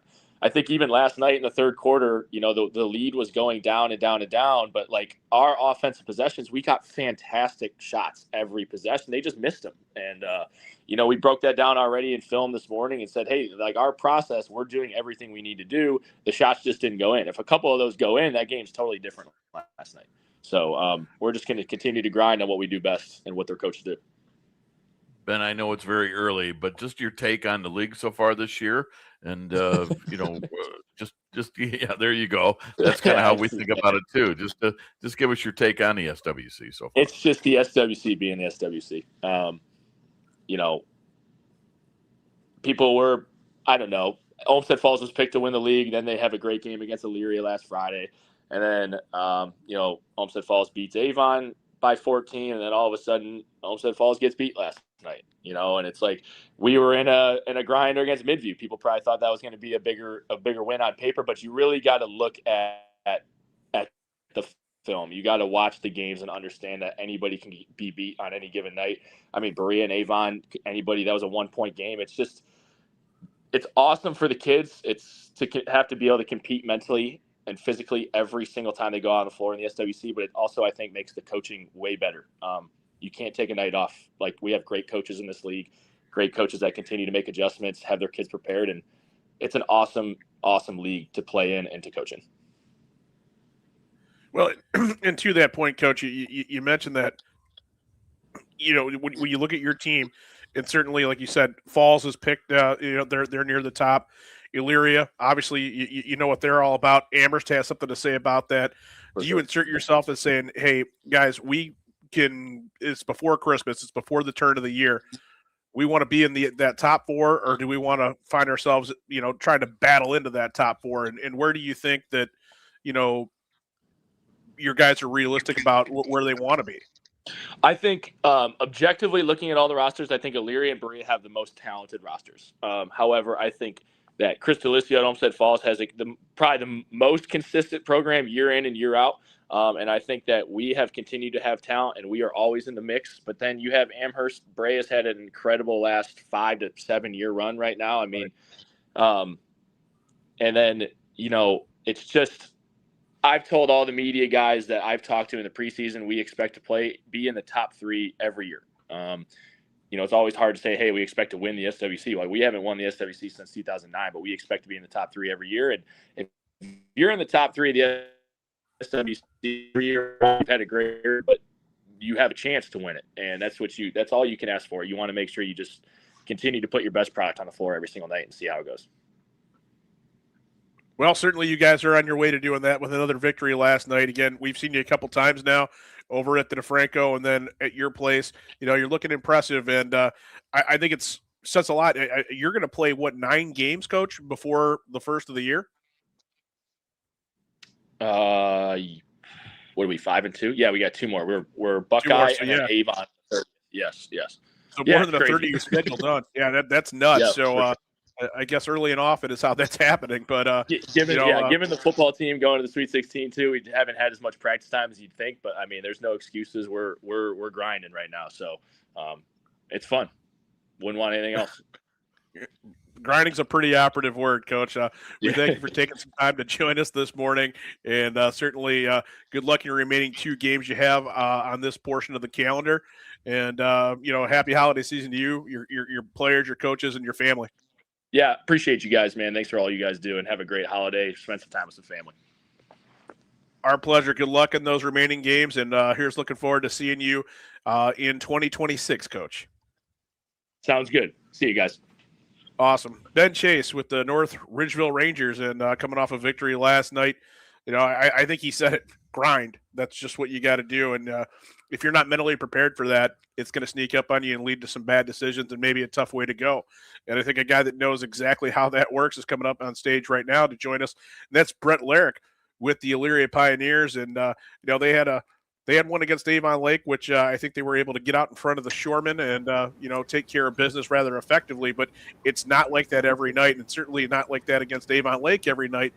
New sheriff in town for the Shoreman program this year in TJ Kwasniak. Coach, good morning. Thanks for joining us. How was it to lock up with Avon Lake last night? Well, morning, guys. Thanks for having me on. This conference, any road game, you got to be ready to play on every night. And, we want to get off to a fast start. We told our guys they just had a real close one with Amherst. You look at this league. Amherst beat Berea. Avon Lake takes Amherst to overtime. Then Amherst beats Falls last night. So it's a league where you got to be ready to play every night. And I thought our guys did a really nice job setting the tone early. We made it tough for them to get shots off early. I think we only gave up 6 points the first quarter. So I think that set our tone with how we want to get out and play. Brett, I think that people that saw you guys over at the DeFranco said, wow, Elyria is really good. Then they saw, read some stories and saw some highlights of what you guys did against Cleveland Heights and said, wow, Elyria is really, really good. What are some of the pressures that come with those expectations? The part of the problem is you're dealing with, young athletes, right? Young men that, they read the clippings, they see the highlights, and, sometimes we get away from what you're doing that makes you successful. And for us, that's, we talk about it, being us, playing a lot of guys, how hard we're playing, how together we're playing, and just that effort and enthusiasm and how we prepare each week. And, I think we've done a really, really good job. We haven't done a great job because obviously Olmsted Falls got us when, they played well. Give them a lot of credit, Chris's guys. But we didn't do what we're supposed to. We didn't prepare that week. We did things that are uncharacteristic. We don't do things the right way. We had to change lineups around, and there's consequences, and that's what happens if we're not ready to play. So hopefully it's a learning lesson that we don't have many more learning lessons and we're ready to go. But I thought our guys bounced back really, really well this week. Ridgeville, a really good win, and then last night on a road. So this week's been good so far, and then we just got to finish it out tonight. Did you catch yourself looking over a couple times? How weird was it to look at the Avon Lake bench and not see Eric Smith? Well, it's funny. I've talked with TJ before, and before the game, I'm looking down there, and Fitch was down there, and I'm looking for Eric in the stands where they normally sit, and TJ was sitting in that spot. So it was actually before the game when I saw him over in the stands. So, but I've known TJ a while, so we caught up beforehand. So it was good to talk with him. But yeah, definitely a little different not seeing Eric sitting up there. I know you talked about it a little bit with your previous answer, but could you kind of expand on what you've liked about how your team has responded since your loss to Olmsted Falls? Well, I thought this week we've done a nice job of our preparation. After Tuesday night, we thought we were going to start seeing some zone, and we did a nice job for 2 days preparing for man and zone. Avon Lake zoned us last night, and I thought we were pretty well prepared. Rondell obviously got hot, but I thought our guys did a good job moving the ball. And then Tuesday night, I again, with our discipline and how we wanted to defend and get out and run, and I thought we made everything tough on them. Forced over 20 turnovers, had over 17 assists, and those are key numbers for us that we want to go by, and we want to get that tempo, but you still got to do it the right way. Brett, you mentioned Rondell got hot there, and you're talking about Rondell Grimmett. There's a guy that Rob and I think, we referenced back, all the way back into DeFranco, a guy that's been in your program for 4 years and has just gotten better. What sort of priority do you guys place on that, where you don't have to be the leading scorer, you don't have to be the team leader, but just, contribute and find a way to get better every year, and he's really risen to that occasion. Yeah, he's been a contributor. Sophomore year, got some time, and he's a guy that can score the ball. He's always been able to shoot it. One thing he's got better at is, he runs the floor really hard, gets to our spots that we want, and he plays off our other guys so well. He's always in the right spot to get those shots. And, the one thing with him shooting so well, he puts in the time. We have 6 a.m. shooting for guys that want to. And, him, Jerry, Kendall, Seth, we have a lot of guys that get in the gym early, in the fall and during the week. Doesn't have to be every day, but they get their shots up. You want to be a good shooter, there's no secret. We tell them, you have to get in the gym. You have to get your work in. You have to get your preparation in. And he's done a good job of that. And, one thing he's improved on in order to play with us is, how fast he's playing, how hard he's playing, and defensively he's gotten a lot better. So that keeps him on the court a little bit more. And obviously when you shoot 7 for 12 from 3, that helps you keep on the floor too. Yeah. Coach, you've got a non-conference game tonight at your place against Garrett Morgan. What can you tell the viewers about that one tonight at the Elyria Gym? Yeah, well, it's our alumni night. Back-to-backs are tough. This will be our 3rd game this week. And then, we're battling some injuries. So Tink is not playing in play last night. Our point guard's not playing tonight. We had a couple other guys that got banged up last night that are actually with the trainer right now. But Garrett Morgan's, they're averaging close to 76 points a game, 75.4 or something. So they like to get up and down. So I think it's going to be a real fast pace. So, for us, we're going to have to use our depth tonight with everybody. We do most nights, but tonight especially with guys banged up. But it should be a real fast-paced, fast-tempo, high-scoring game. Hopefully we can limit them. If they score 75, I probably won't be as happy, but hopefully we get up there. Without Tink on the floor, with him being injured, how does that change, how you guys go about doing things on the floor offensively? I mean, it's something that we've been used to, right? We didn't have Kendall the first 2 games, so we've been with different lineups. Micah and Chris Rogers moved to the point guard a little bit more. Jerry Daniels will help fill in that void. But really, the point guard's only on makes for us. On misses, we want to get out and run, and we got so many guys that can handle and pass it. It's just having guys ready maybe to do a little bit different spots and matchups. Seth Wilkerson will move to guard a little bit more. So we've got guys that are ready, and we'll still just plug them in different spots, but it won't change our game plan or our tempo or what we want to do at all. Brett, we've asked a couple guys this morning, but you guys are really about a third of the way through your schedule right now. How do you feel about where you're at, and is this maybe where the expectations were when you set things out, or did you even have expectations before the first of the year? It's tough. You set expectations and you think you can be decent, and then maybe us as coaches don't think we're practicing as well, and then we come out, and I thought we set a tone for our year with those first few games. Whitmer, Cleveland Heights, Solon. At Solon was a really good win. And you're like, maybe we were a little bit more prepared. But it's something that you want to keep improving, keep getting better on. I thought this week we've gotten better. Obviously, that week of Olmsted Falls, we would have liked better practices. We would have liked things to have gone different ways, but they don't. And that happens throughout the year. And I thought our bounce back this week has been really good. Now we just got to keep building. You got to get better every day, every game.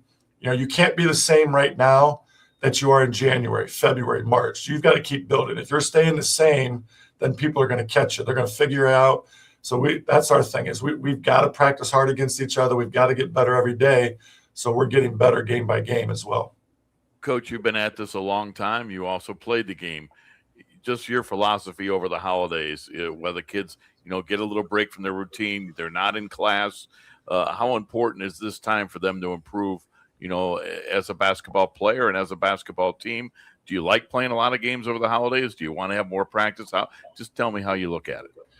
I like to kind of stay in a routine, but the one thing with us playing a couple of these showcase games, we've played on almost every day of the week, a Wednesday, a Sunday, Tuesday, Saturday.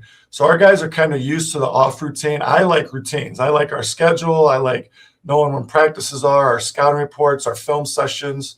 And over break, it just changes the time, and it gives our guys a chance to we don't play for a week after tonight, so we'll have a chance to get healthy, a couple of days off to reset. But then we want to get right back at it. We want to keep building. We want to keep, and I think it's important for our guys to keep that competitiveness going. So we'll have some tough practices in there where we get after each other and get ready for our game over Christmas, the shot clock tournament, which our guys enjoy playing. Well, Brett, thanks for joining us this morning, and good luck against Garrett Morgan this evening. Certainly we'll be rooting for you in that affair. And as you mentioned, the Shot Clock Classic, I sincerely hope that we're not getting closer to implementing that. But, as you guys, have had success in that event before, hopefully it works out for you again over break. Well, I appreciate you guys having me on. As far as the shot clock goes, I'd start prepping for it a little bit. It's coming out there more. I think there's 3 tournaments this year. There's going to be, I think most tournaments will be allowed next year. So it's progressively coming. And I think it's just the, nature of where the game is going. Overseas, college, that's what guys watch. That's where they want to be. You're pushing me to retirement. That's fine. I'll just retire sooner, and we can start the shot clock on that. There's a lot of things here we get into. The change of the tournament formats. Being at this for 18 years, you see all the changes, and I'm not a big person of change. So adjusting a lot of those is getting there, but then you understand it's for the betterment of the game, betterment of the kids. And, I don't think the shot clock really affects how we like to play too much. But like even the foul rules that change, the 5 fouls per quarter. I wasn't a fan of it at first, and now I kind of get it a little bit and don't mind it as much. It's just something that you have to adjust and get used to. You're right. Brett, we got Larry Babix in the on-deck circle, and we're going to ask him the same question. There's a guy that I think would say the shot clock would benefit him from time to time in terms of what. Hold on, they don't use it either. That's not going to affect Brookside either. So I'd love to hear his answer, but I know that's not affecting them. Right, it's not, but he might like it on defense, so he gets the ball back quicker. Absolutely. That's my point too. Maximize his opportunities. I'm sure he'll share his thoughts with us. One thing I want to share, and maybe it's indicative of the holiday season and Christmas. You talk about the Shot Clock Classic. One day, I think we had you guys against Lorraine years and years ago. Troy DeFranco was with us, and it was over at Lorraine, and they had shot clocks adjacent to the hoops. They still have them there right now. And he said, you better get ready because it's coming. And he pointed right at you, and he said, that guy knows it's coming. And he's like, I don't like it. I don't know how he feels about it. But I just thought it was interesting that I reflect on that story that Troy told. That was about 7 or 8 years ago over at Lorraine. And, boy, missing more every day. Yeah, absolutely. We do too. But, yeah, Troy's right. It's coming. You look, I think there's like 37 states that now have it. So we're at Ohio's actually a little behind, but I mean, it's just a matter of time, probably. Gotcha. Well, we'll take a break. Coach, thanks for joining us. Good luck this evening, and we'll catch you up down the road. Thanks, guys. Have a good Christmas. Appreciate you having me on. Thank you. You do the same, Brett. Brett Larrick with the Elyria Pioneers. Quick break, and we're going to get to Larry Babbicks. And, again, he's got thoughts on his game and just what we talked about as well. So stick around. It's the Nick Abraham Saturday Sports Wrap-Up Show. Rob and I are back after this. At Nick Abraham Buick GMC, we offer the greatest customer experience around, plus upfront, no haggle pricing and great deals. Right now, lease the 2025 GMC Sierra for just $339 a month. Stop in or shop us at buyabraham.com. Lorain County Community College is where you'll lock in your future success. LCCC will get you prepared, get you credentialed, and get you working. Lorain County Community College. Your goals, your career, your future. Enroll today. And we welcome you back into the Nick Abraham Saturday Sports Wrap-Up Show. Jared Kozar along with Rob Polinsky, now joined by the victorious head coach of the Brookside Cardinals, who come off of a 69-60 win over an improved Black River Ball Club. Larry Babbicks is our guest. Larry, thanks for taking the time this morning. And, you had your hands full at times last night over at Black River. Yeah, I mean, Black River's been playing really well this year, and, give them a ton of credit. They were very physical with us last night. Refs let us both teams play, quite a bit. And, in the end, we did enough to win the game, and we take it. We move on to, open door next Saturday. So a pretty quick start for you and the Cardinals this year. It took you a while to get going in terms of, I believe we referenced it that Rob and I had your first game over at Ridgeville. And since then you've been experiencing, a pretty good campaign coming off of that loss over at Ridgeville to start things off. And you haven't really looked back. Yeah. I mean, we're 5-0 in league play, and, it's, again, I heard some of the conversations with the previous coaches, and, I think maybe it was Kurt, and, our league is really, really competitive this year. I don't know if it's always been there. You could get, I mean, it really didn't matter what you did with some of these teams. You could just, honestly just kind of roll the balls out and you play decent. You're going to beat them by 25, 30. And we don't have that team in the league this year. Like, everybody is really, really competitive. A lot of physical, teams, even like the Wellingtons, the Black Rivers, Firelands, Keystones, those guys hang their hats on, being physical. We're a lot more finesse. Who are trying to develop some of that physical toughness, but we're not clearly there yet. We're 6 games in with a really inexperienced team, who only get better. So we got, we look at this, we got Open Door this Saturday, we got Avon the following Saturday. So, it's back to like boot camp, training camp for us for these 2 weeks. We don't put as much work in our non-conference as we do our conference games. We like to just look at different teams outside of our conference, see what they expose of us, see what, maybe we can learn some things from them, just to get us back ready when we go back in the league play, when we go, Firelands and Keystone, to round out, this first part of the conference. And, just like having an Avon in 2 weeks, how physical they are. I mean, that really, really, prepares you going into Firelands and Keystone week. So, that 3 games in 6 days, from January 3rd to January 9th will tell us a lot about, where we're at as a basketball team. Larry, it's a long basketball season, as you well know. And if you're going to have a good season, maybe even a great season, you've got to grind out some wins. And it kind of sounds like maybe last night that was that type of game.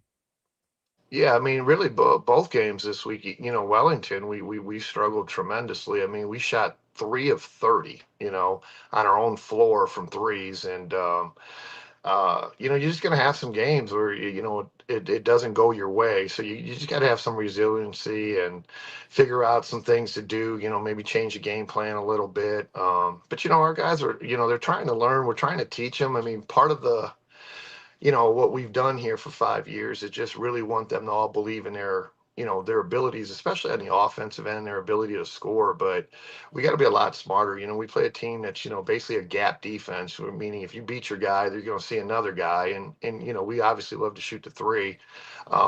We got to do a better job of recognizing, 1-on-1's fine, but 1-on-2, you got to get the ball up. And, I think that's where we're starting to struggle a little bit of just some recognition stuff. Dribbling, a little bit too much dribble happy, stuff like that. But hopefully it's going to be, get corrected here in these 2 weeks of practice. So what did you learn about your team this week in those close wins when you weren't playing your best basketball? Well, I know we need to be a lot better. I mean, that's first and foremost. You always, I'd rather, learn from a win than learn from a loss any day. I mean, none of us like to lose. So in the end, you win. But, we weren't, again, Black River's a much improved battle. We didn't expect to just walk into Black River and then roll over. We knew we always struggle down there. It's a tough place to play. It's a long, bus ride for our guys. And we need to just do a lot of self-improvement. And again, I think with having 6 games and being here since, as we talked, Halloween, we need to shorten some of the stuff that we do as far as the playbook on both ends. I think I have a decent idea what we kind of do well, and we just need to stress the things that we do well and maybe eliminate some of the playbook and eliminate some of the thinking on both ends, the offense and the defense. But, we want to play a lot faster than we're playing. We have our reputation, but we scored 62 and 69 this week, and it felt like we scored 30 and 35. It was a struggle. And again, we're that team, when we're scoring, our defense is better, our energy is a lot better. But again, give Wellington and Black River a lot of credit this week. They made it hard on us. And, but again, we were lucky to go 2-0 this week. And, now we got a week of prep before we go over to Open Door on Saturday. Larry, I think what I got out of that, and I think what most people would say, what you guys have to do, and you've got a template for what you want to look like a month from now. What do the guys have to do? What do your guys have to do to commit to say, here's how we're going to change the way our team looks at the end of January versus the end of December? Part of it is, and I think I heard Jeff earlier, talking about roles. His guys know their roles, where they fit in. And I'm not sure we've done I know we haven't done a good enough job explaining what their roles is. I mean, we have 7 guys that play a lot, and we have 1 guy that doesn't care if he scores. I think we have 6 guys that think they need to be the leading scorer every game, and that's not what we need. So some guys are out there more for their defense, for their rebounding. Other guys are out there for their scoring.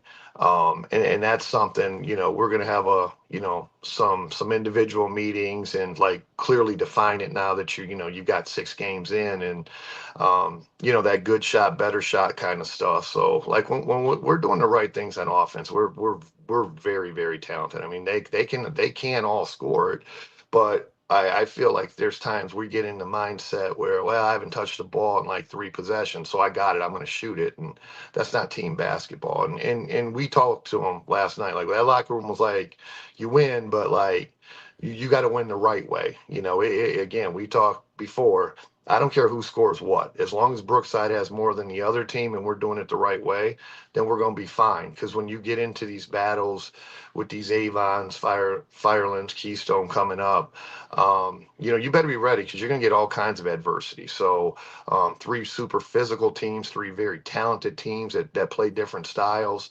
So we know we got a lot of work to do in these 2 weeks to be ready and also, handle our business, at Open Door next Saturday. Well, one of the things that I guess that we would leave you with, Larry, and I know that, from what you would say and what Jeff would say is that doesn't matter. We don't want to talk about that, but, your guys are 5-0 in league play. They're undefeated overall. Is there a feeling that you guys are going to be on a collision course at some point later on in this calendar? Yeah, I think yeah, absolutely. We know. I think most people in the league knew, there's always teams that, kind of play above their head. Maybe some teams we thought were maybe a little bit better record wise, just haven't, found themselves yet, but will improve. But I think if you talk to anybody in the league, I think they pretty much expected Keystone obviously was the overwhelming, favorite. But, again, we're very prideful. We won the last 3 years, we're undefeated. I think right now, whoever's in whatever second place is already probably 2 games back. I don't know if there's any team in the league that just has 1 league loss. So it's going to come down to, us and Keystone on the 9th. That'll be a huge game over at our place. But we have to handle Firelands first, obviously, and Jeff's going to have to handle Wellington. But yeah, I mean, it's what our guys look forward to. I mean, they look forward to playing everybody, but that'll be a huge game. But that's, again, you guys were at our Ridgeville game, Avon. We have Amherst. This is why we schedule what we schedule. So we take the best shots from some of the best teams in the area, and hopefully it helps us prepare us for tough league games. And again, we just need to kind of work on ourselves, mentally, physically over these next 2 weeks. And we're excited about the opportunity to play some of these teams coming up on our schedule. Well, Larry, thanks for joining us. Rob, you got anything else? No, just wanted to wish you Merry Christmas, Larry, and good luck in the rest of this calendar year, and then obviously when we move on to 2026 as well. Yeah, appreciate it, guys, and everything you guys do. And by the way, I am 1,000% for shot clock. So I will, and you guys don't even want mine. I want an NBA shot clock. I want 24 seconds. So we had a feeling you might say that.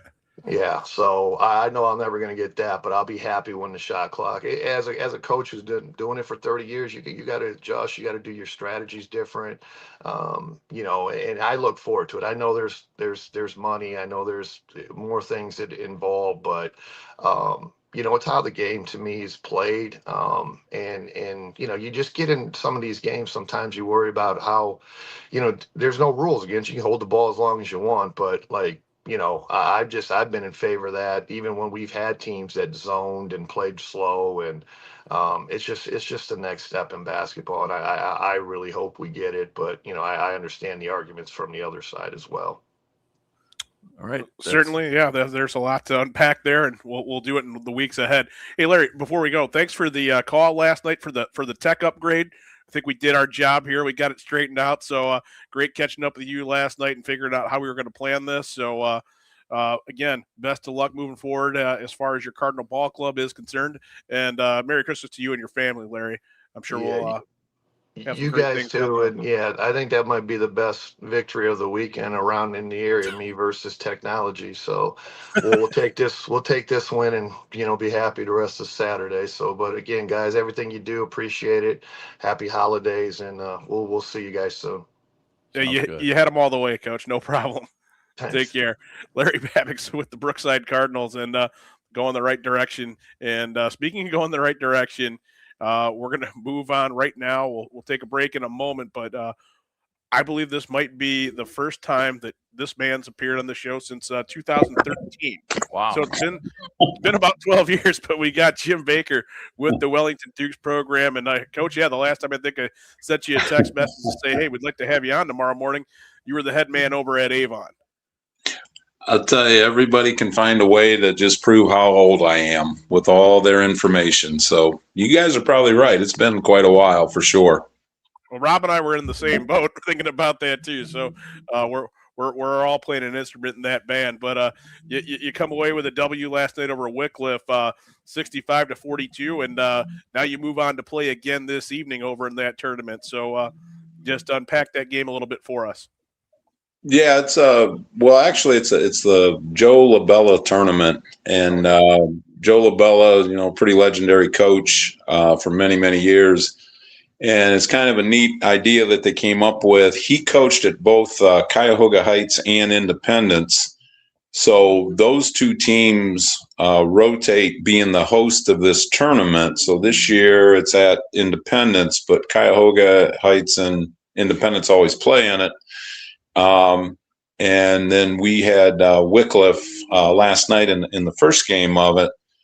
And, we saw Wycliffe, had some film on him as well. And you're always hesitant, going pretty long trip for us. But we started off a little bit slow, which we tend to do, unfortunately. And then played a really, really good third quarter. Took care of the ball much better in the third quarter and was able to get out and get some buckets in transition and actually build on a lead, and then finished it off. And I think it was just very important for our kids because, up until last night we hadn't won, and we had kind of been just good enough to lose, unfortunately. So to break that wall down was a big deal for our kids. Coach, defensive effort. Let's talk about that. I've always thought of you as a really good defensive coach, and all your coaching stops that you've had. To hold Wycliffe to 42 points, can you talk about that effort last night and how important was that overall in getting that W? Yeah, that's what's really been frustrating for us is outside of Brookside, virtually everybody we've held under 50 points in regulation. And obviously we weren't scoring enough points to win. Had another very good defensive effort last night. Wycliffe has got one really good shooter, Rossman kid. He's unlimited range. So we actually kind of chased him a little bit in a diamond and one type of defense. And I thought we had different guy, David Roldan and Landon Beal, a couple kids that you're probably never going to see in the box score for leading scorers or anything like that. Did a real good job kind of chasing him around and hounding him, and we were able to limit his points. But the rest of our kids did a pretty good job of rotating out of that defense. And you hold someone to 42, like we keep telling the kids, we should win the game. And last night we made some shots, so that made it a little bit easier. Jim, I haven't had a chance to talk to you since you've been named head coach at Wellington. What's it like to be back as a head coach? I know it wasn't necessarily in your plans, but after all the time you've had off, what has it been like, and how special was it to get that win for you and the kids last night? Just to kind of take us into that post-game locker room. It was, they were very excited. It's the one thing I've been telling everybody, and the support has been just tremendous from the community. But, it's hard. It's hard when you lose, and then you got to come in the next day and you're expected to, keep practicing hard, get better. We got to get better. And to our kids' credit, we haven't had what I would say a full-fledged bad practice. I mean, there's been segments of practice where maybe we weren't very good, but for the most part, all of our kids, 9 through 12, they come to practice and they're working very hard. And it was just, I felt so happy for them because they have been working hard and they deserve a win. And yeah, they were really excited. They were just, it was almost like a relief, like, hey, this is what winning feels like type thing. But I'm enjoying it. I mean, I'm an old man. I'm telling you what, it's like, oh my goodness, what am I doing here? I got 6 grandkids. My wife and I are having a blast with them. And here I am back on the sideline. And I'm like,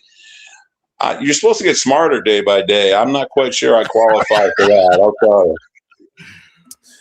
Jim Baker with the Wellington Dukes is our guest. And Jim, to that point, clearly the last time you were a head coach was with Avon, Wellington Avon, different communities, but in the end, is your methods, your tools for basketball, is it really the same in terms of the approach you take with the young men?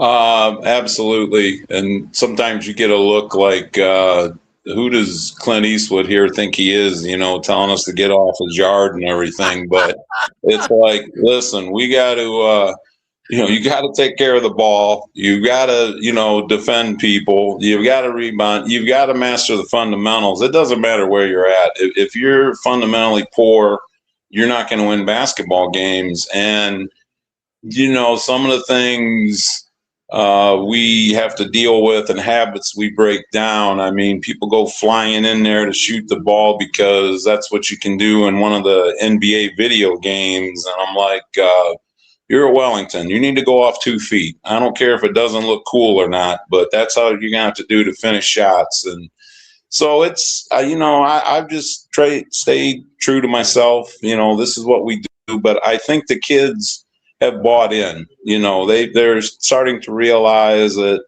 yeah, he's an old guy, but maybe he knows a little bit about what he's talking about here. And kids have been very good. I really have. I like our kids. They know we care about them, and they've been working for us. Coach, that's great. And you mentioned Clint Eastwood. That's never a bad thing. Play fistful of dollars for him if they call you Clint. But for Jared and I, one of our favorites also is The Godfather, and it sounded like it was a little bit like that for you earlier. When every time you think you're out, they throw me back in. Well, really, and I mean the whole story. I was not looking to do this. I was looking to try to get somebody in here. I mean, it's our hometown, my wife and I's hometown, our family, and there's good people in this town, and there's good kids in this town, and I wanted them, get someone in here that was just gonna, build a program and just really get it rolling. And I talked to a lot of my contacts and everything, and there's not a lot of people who want to coach anymore. It's hard. It's a big commitment time wise. And so, it's not going well. Yeah. And when you got to start, kind of at the base level and try to build something, I mean, that's a lot of time. That's a lot of work. And so they did, the administration said, well, can you come in here and talk to us about it? And I said, well, no, because I'll be stupid enough that you'll hire me. And that's obviously what happened. And but the administration here has been great. They really are. They want things done the right way, and they want, sports to succeed. And that's a big help as well. But, I hope to just really kind of lay a foundation, and this is, this could be a good place to coach. I mean, I'm not trying to throw advertising out there, but I think we want to get, stuff in place. And we do have some continuity going on now with the middle school stuff and everything. And hopefully, we'll keep it rolling, but, I'm having fun. I mean, I'm tired, but I'm having fun. Right. Hey, you were tired when you weren't coaching, so what the heck? At least now you have an excuse. Yeah, it's I got a good support system, so I'm very blessed with that. Jim, we're thrilled for you. Congratulations on your win. Best of luck tonight. Appreciate it.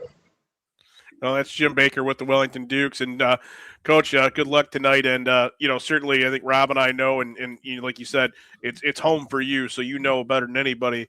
When that thing's going the right way in Wellington, there's really not too many better places I can think of that you want to be a part of. So here's hoping you can get that on track and show everybody what that's like again over just a little bit south of here. Well, I really appreciate it, guys, and hopefully I get a chance to talk to you soon. Sounds good. We would like that. Jim Baker with the Wellington Dukes program. And we're going to take a quick break now and close out with Alan Januzzi of Open Door. They get a win last night. It's important to catch up with him and get his thoughts on that. It all happened next, coming up here on the Wrap-Up Show. At Nick Abraham Buick GMC, we offer the greatest customer experience around, plus upfront, no haggle pricing and great deals. Right now, lease the 2025 GMC Sierra for just $339 a month. Stop in or shop us at buyabraham.com. Hi, Tim Elkhorn, radio voice of the Cavs. For several years, you've heard me talk about EcoTree Services on WEOL. Recently, I needed trees removed, so of course, I contacted EcoTree. They did an incredible job. The folks at EcoTree were timely, efficient, and the work was flawless. Take it from me. When your trees need attention or even require removal, contact EcoTree Services. Like me, you'll love their work. Find EcoTree Services online at ecotreeservices.com. Well, welcome back to the Nick Abraham Saturday Sports Wrap-Up Show. Jared Kozar along with Rob Polinsky. Joining us now on the program, victorious head coach of the Open Door Patriots, Alan Januzzi. Alan, first appearance on the Wrap-Up Show. We saw you earlier this week against Vermilion in a tough one, but you get in the win column last night over there against Westside Christian by a score of 43-35. Braden Bendick, a big game. Tell us a little bit more about the contest.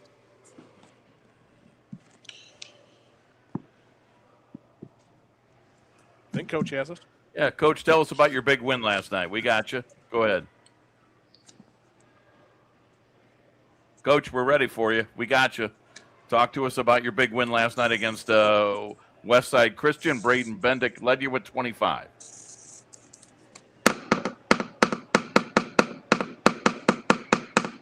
I don't know. We've got him, but he doesn't have us. We've got him. We can hear you doing something there, Coach. Tapping on something. Coach, can you hear us? No, I don't think he's got us. Walking, I think you can hear something in the background.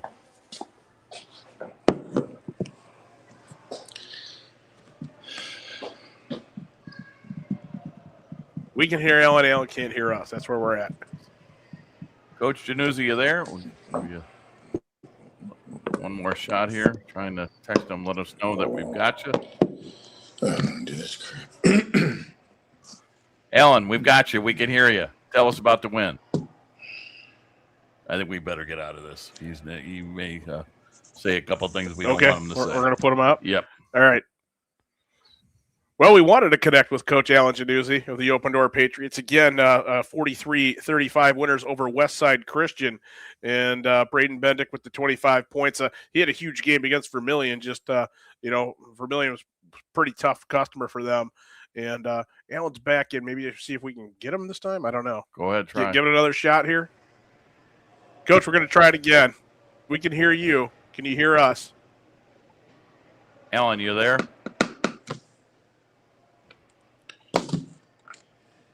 Coach Januzzi, Open Door, Rob Polinsky, Jared Kozar with you on the Saturday morning wrap-up show. You got us? Yeah, I don't think it's going to work. No. Okay. We'll look for that for another week. Sorry, Coach.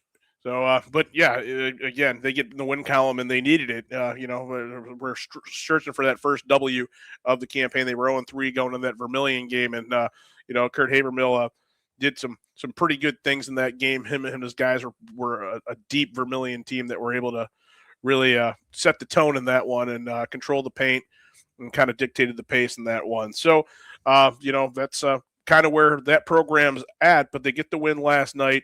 And again, brighter days ahead for the Patriots, I think, when you talk about the ability of Braden Bendick, but they've got to intermix a lot of young kids on that roster. And I'm sure that Coach Januzzi would sing the praises of what's going on in that program. Not a lot of kids that have to play at a couple of different levels, but so there's some levers to be pulled, but I think he'll find a way. It's hard because he's got 10 kids in the program, 4 freshmen, and yet because of the success they've had over so many years, they've kept their schedule. And you're trying to play the Brooksides and the Vermilions and the teams that are really, really difficult to play, and you're shorthanded. So it's tough for Alan, for Coach Januzzi, but I also think, in the long run, this is going to make this team better. And I think in a year or two, you'll see Open Door back to what they've been over the last few years. He had a nice exchange. Michael Keefe and I referenced it in our game Tuesday night over at Vermilion, where, he came out of a timeout.